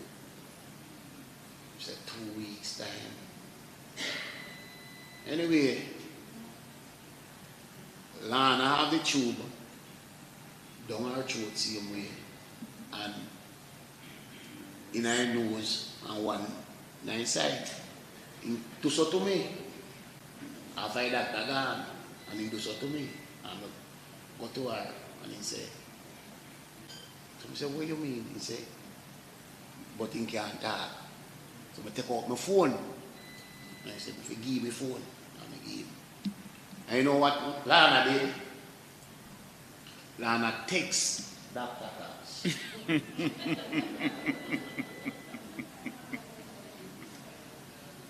And I went home because time to leave. So I leave. So the morning early I go, I say, Lana, hear Lana to me. So I say, what you say? He say, takes Dr. Cox. And the same doctor will come there, come tell him, say, 2 weeks time, come back and say, ready for your morning, we're going to do this. We're going to do the CT scan. So I have to give Dr. Cox thanks. She always in my wife's life, in the sickness. I want to ask you a question, Mr. Gifford. Because this, if my memory serves me correct, you're speaking about experiences that happen in Kingston. Yes. But I hear Dr. Cox says that he lives in Campbellton, and then she lives in Carwin. Right. No, Carwin is in Westmoreland. But this looks like a whole heap every time going to the doctor in Kingston. So you were the person who had to go to Kingston with her? Yes, sir. I don't leave her an inch. you know, I can give you one thing down here at the hospital. I take her to the hospital and she also have asthma too. And my sister bring the machine and Dr. Cox also give her the injection to put into it to help her too. Mm-hmm. So we take her down there one time and in her sickness when she was not going strong and rain was falling and when I reach my gate I have an umbrella and I open the car door and put her on my back. Tell her to hold the umbrella, she hold the umbrella and open the gate and go in and she left on my back and go back and open the grill and she still on my back and I take her straight home. Tell you something, I love my wife and I help her right through her sickness.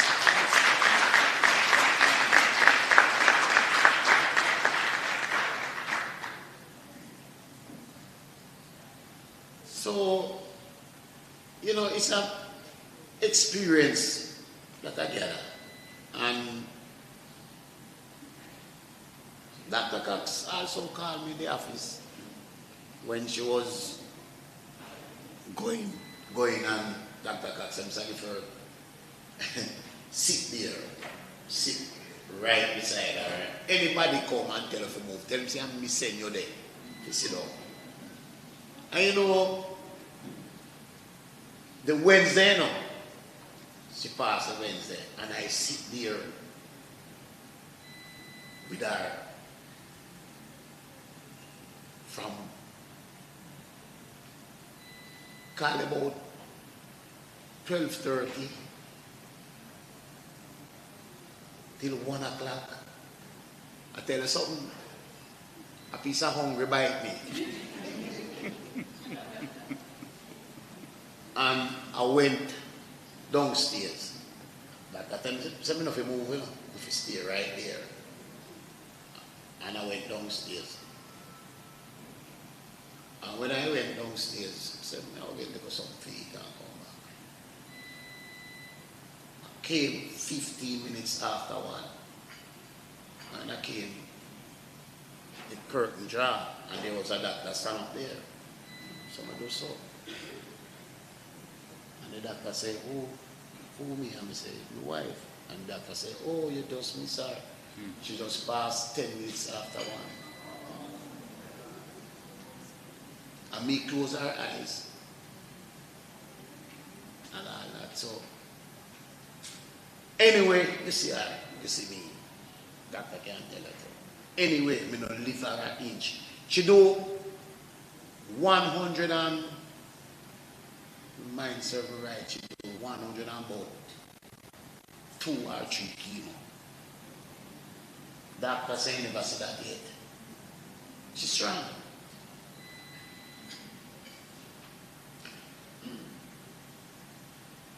And the cancer start, I don't remember the year, but we know say from the breast. Doctor do a test, send it to America, came back cancer. So doctor said, Miss Gifford, only try sharp to remove the breast.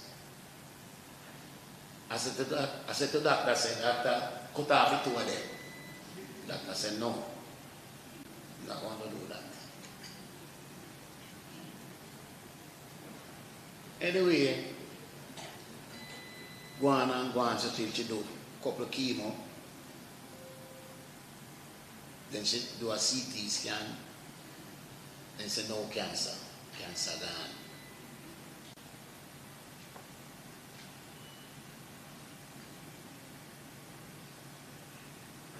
She was working for Mr. Williams, taking the kids to Mount up by St. Elizabeth,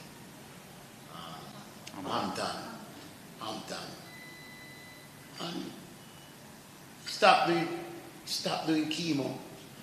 Just take one pill a day, but I don't think it was chemo pill. I don't remember the name of the pill. Morphine. Yes, morphine, right. And after that, she lived her life strong, fat, same way, everything all right, work, go on, and till one day tell me say she don't feel good. Me say what happened to you? But time it around over 8, 9 years, you know, cancer free. And one day tell me say she don't feel good. So me say what happened to you? He say no. Me say then go check doctor now. Doctor check you. Went to one other doctor, you know. No, Dr. Cox. And Dr. Cox, they are Kingston. Dr. Cox, I call one doctor say, I want you to take care of Mr. Gifford from the take my home. I tell you something. When Dr. Cox take off her breast and she in the hospital, we stand up beside her and 2 other doctors around the ward. And when they reach there, hear one of them. But I thought you saw one of them answer Dr. Cox patient.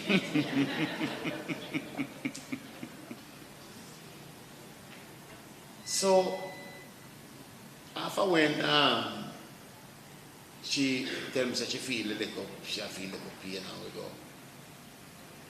The cancer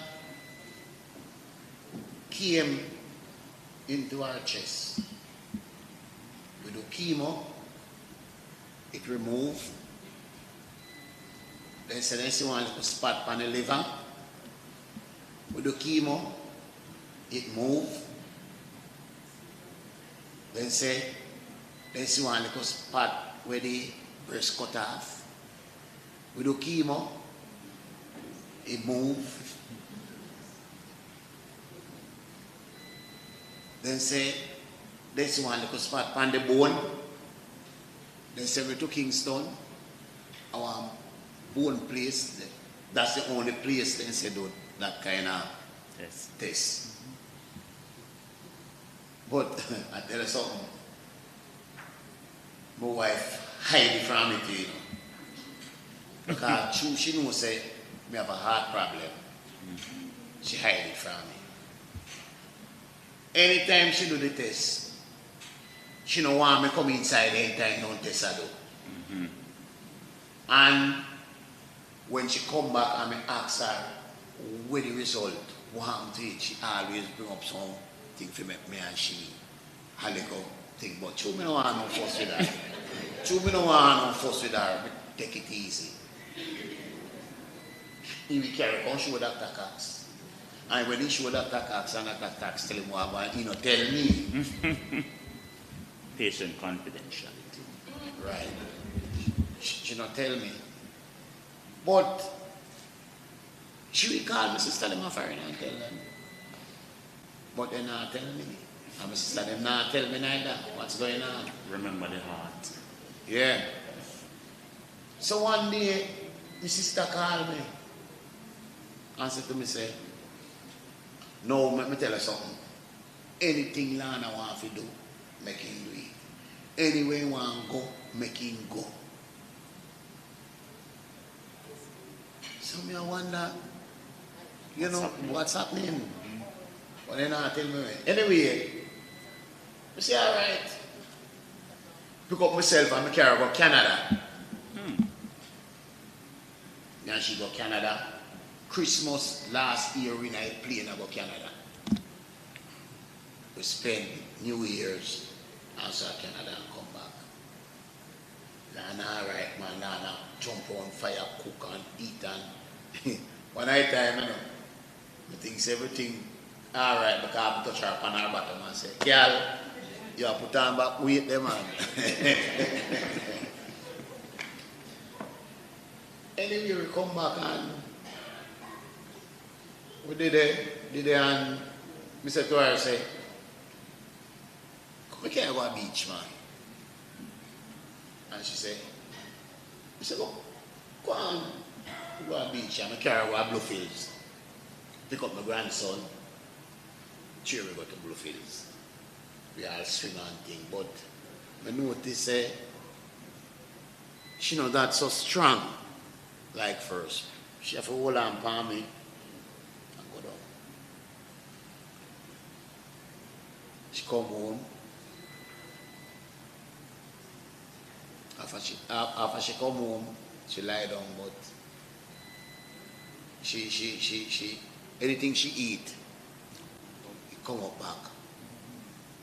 So doctor, we call doctor said me not to give her no milk. Because I used to give her Ensure and then think that, but she bring it up back. So every night, because I carry Burger King staff at my night time.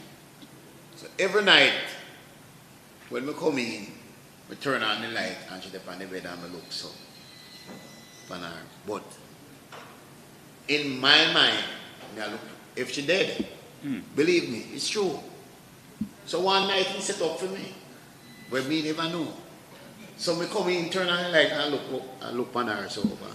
Here are to me now. You think so me don't know what I look for? So I say, I know you me look for. He say, you tell them, me know what you look for. Anyway, argument done. I turn off the light. And to be frank, she is 16. Me and she talk. We married for 26 years. And in the same period of time when she get weaker and weaker, she threw her foot on me and hug me up and say, you know, say, I love you. And I said to her, I said, then I know you this are telling me. But it jerked me there so because I said, something wrong, man. Because if I know, she just tell me that over how much years. Something definite wrong. So she lied down and we did and our sister came one morning early and sometime reach my yard at 4 o'clock, 4:30, 3 o'clock sometime. And he saying she hungry, but she needs some porridge. The sister said, let me make the porridge for you, man. He said, no, I don't want you to make it for me. I wake up my husband, make it. And she wake me up. But the one thing with me, I can't cook. But she did show me how to make a porridge. So, I go, make the porridge, carry it and give her, but she had drink it here. You know, say it tastes good, but only one thing, lumpy. But she drink it. And I find out now, say, our vice, I go away. So I say, you have to go to the hospital because, you know, I don't hear what you say. So I give him a book and a pen. Anything she wants, she write it. But in my experience with my wife, more than tell every man to love their wife and treat their wife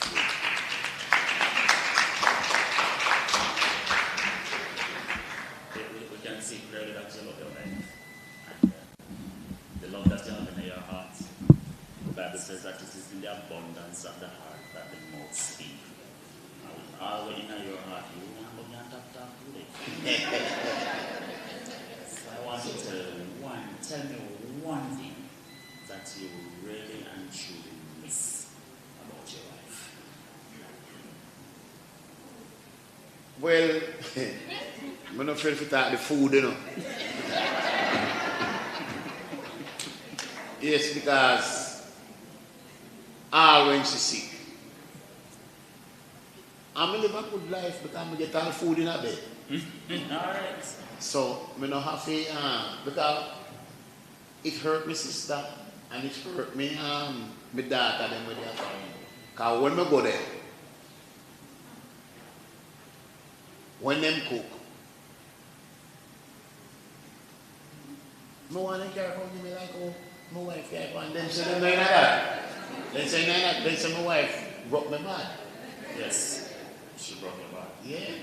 But you're happy. So we're coming back next year. And we're going to do part 2. And then off next year, the other year we're going to have part 1, 3. And then the next year we're going to have part 1, 4. And then the next year we're going to have part 1, 5. So there's many other parts to tell.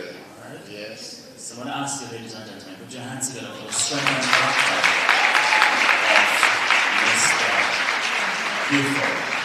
And so we're going to make a presentation to him at this time.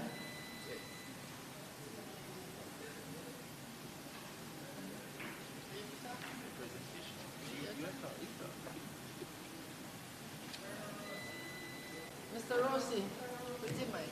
Turn around, turn it to the front side.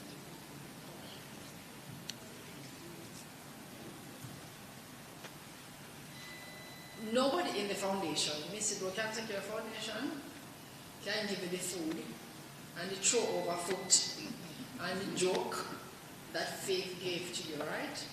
But one thing that we shared is the love and the friendship, because faith was everybody's friend, yeah? And so what we try to do is to capture a little moment of faith to share with you, okay? So today, we have this little token, yeah, from Mistyblue Cancer Care Foundation for you to keep it in memory of what we shared with her. So every time you look at it, you remember faith, remember us, and the friendship. And then we can do the part 2, 3, 4, 5, or whatever. God bless you. Okay.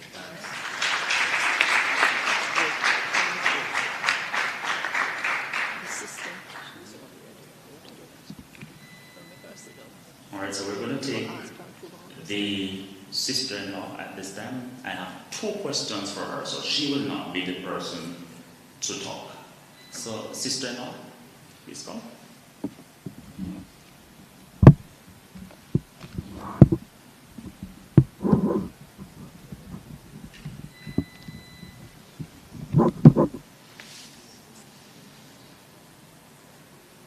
Alright, so I want you to tell us what was the most difficult part of the journey for you caring for faith. Good afternoon. I did not do a lot of the caring, but I was constantly on the phone with the doctors. And there is a friend of hers, Miss Knight. She's the one who used to give me most of the information. And while she was in Kingston, I have connection with it. I'm also a registered nurse. And I got in touch with those people in Kingston. So I was getting some information which I know was not right. But I still got it. So I know exactly what was going on in her life. But I didn't tell my brother anything. I didn't want him to know, but I knew exactly what was going on. So my final question for you. Yeah. How did you and the family cope? Or what strategy you used to cope after the passing of your sister-in-law? After the passing, we just prayed. And I assure my brother that it's better for her than she's staying here and suffer. No, we have long conversation with my brother. And I'm very close with my brother. So, and I know it was hard for him, so I was there for him. Put your hands together, ladies and gentlemen, for the sister. We always really need our community to support those who are bereaved. So at this time, I'm going to ask you to just be quiet for just a moment of silence in honor of Faith Gifford.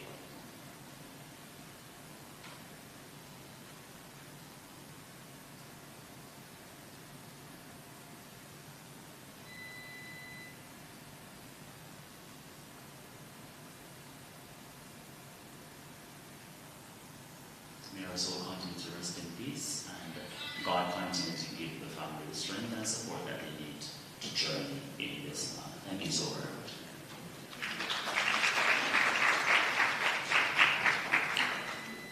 And so, whether we believe it or not, the death of a loved one affects everybody. And so, at this time, we're going to ask the daughter-in-law to come with just her 1 minute. Give her some encouragement, ladies and gentlemen.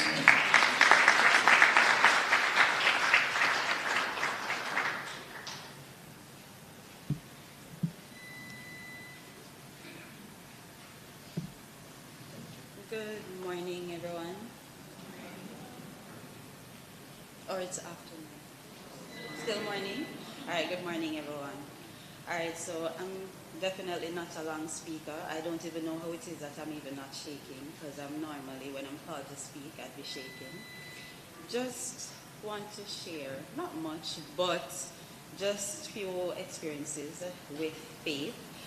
Well, we call her Lorna. As in agreement with Dr. Cox, Lorna, she is such a beautiful soul. You know, I can attest to it. And like him, I couldn't have said anything at the funeral either. I know I wouldn't have been able to. You know, I was asked, but I felt as though I wouldn't have been able to carry through. But what I can say is that most persons don't have this good relationship or experience with their mother-in-law. A lot of times, persons tend to say the mother-in-law relationship is not normally good, you know, but I'm one to differ, because I can say that Faith, I believe she was the best mother-in-law, you know. And the thing is, so she has 5 children, and I can tell you, so this is my handsome husband, and so regardless that, you know, he's her son, she does not. She always split things as it should be. She does not take side. You know, and she was a great mom, a super mom. She was a great friend, and I can tell you, she was just so kind. She's the sweetest soul. That lady fed me till, when I was pregnant with my son, sometimes I eat, it's like I can't even breathe. So she's good in the kitchen. She's always feeding you. Once you go where Faith is, from you go till you leave, she's just feeding you. Every time you think it's finished, she come with something else. You know, I just want to say she's a beautiful soul. I know that she's missed, you know, and I really loved and appreciated her, and also for her accepting me in her family as well. Thank you. All right, thank you so very much. Ladies and gentlemen, that was the... First, I want to give thanks to God. Then I want to thank, the Mistyblue Foundation, for putting this together, for, of course, highlighting my mom. Unlike my stepdad, who I like to call Daddy, Uncle Rosie, I'm not a long speaker. But, truly, my mom, as everyone said, I know she, was very special to us. My brothers, who lives in Jamaica with me, they always said I'm her favorite. But anyone who knows her knows that she doesn't have any favorite when it comes down to her children. Because there's nothing that she has and you ask her for it. Once she can give it to you, you will definitely get it. And that's the kind of person, that she was. truly, she is missed. My wife, back a few years ago, I said to my wife I wanted to go on a diet. She said, you will never lose weight if you don't stop eating at your mom. And truly, she was correct. As you can all see, that's the kind of person that she was, as my wife has said. She's always giving you food. But I know that the time will come when I won't be able to eat from her anymore. So despite what she said, I still continued eating there. Again, thank you, all for coming. Truly, it is an honor and a blessing to be here. These are my few words. Thank you so very much. Ladies and gentlemen, that was the Faith Gifford's cancer journey. We heard from those persons who are living the lessons that they would have learned, and then it is that we heard from them through Faith Gifford, the journey that she also had. It was not one that was easy, but it was one that was filled with love. And so we move right along, ladies and gentlemen, to the Ministry of Health and Wellness address. At this time, I invite Ms. Shabelle Mela to come to make this presentation. Put your hands together and make her welcome.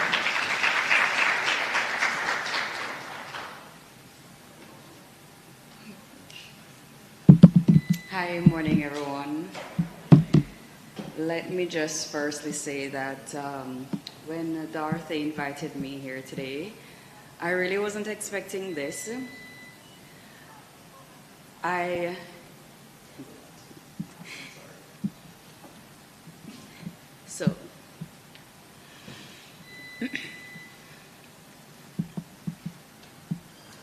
So ladies and gentlemen, if I should just do this, this happens to be my niece. She lost her mom, which is the same sister that I lost. So I know it's difficult.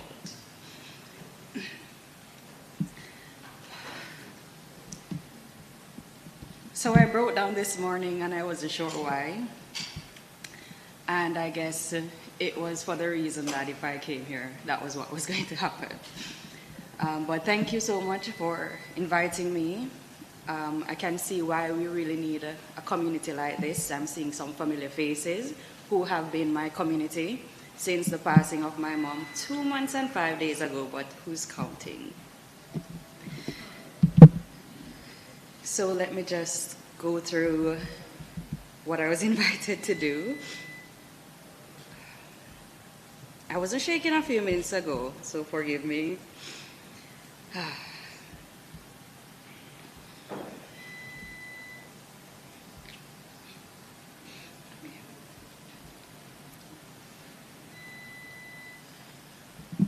So good morning again, everyone.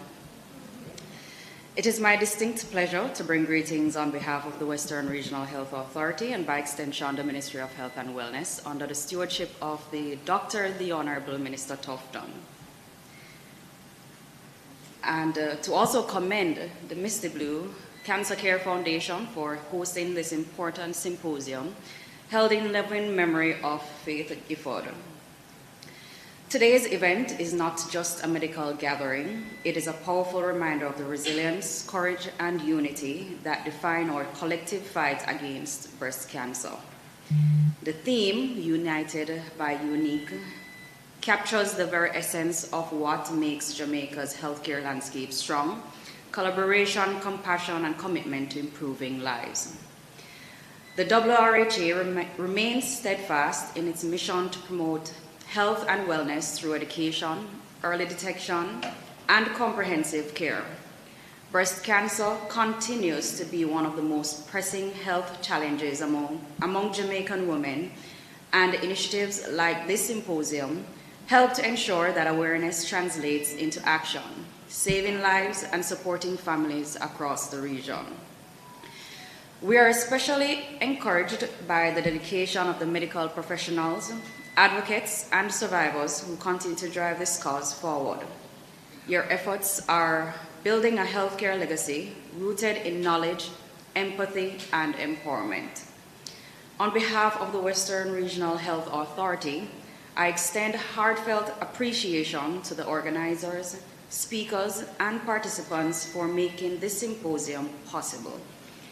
May today's discussions inspire continued partnerships and innovative approaches to cancer prevention and treatment. Together, Let us remain united by purpose, strengthened by knowledge, and inspired by hope. Thank you.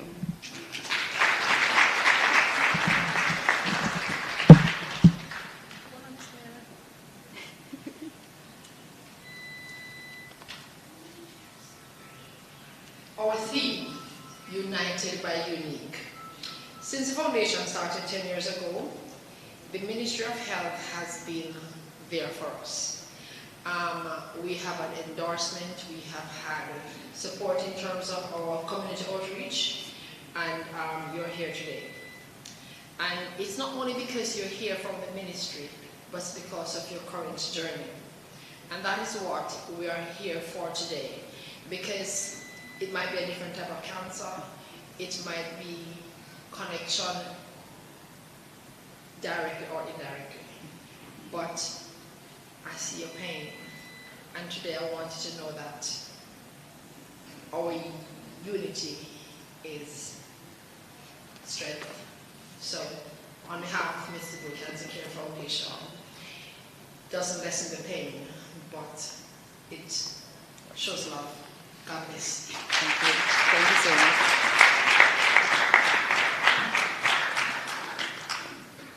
Thank you so very much, Ms. Naylor, for representing the Ministry of Health and Wellness.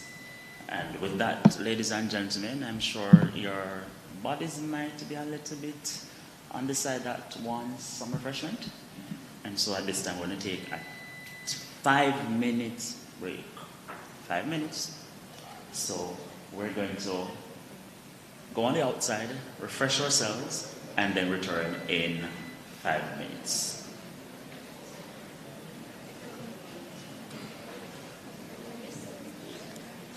Ooh, yeah.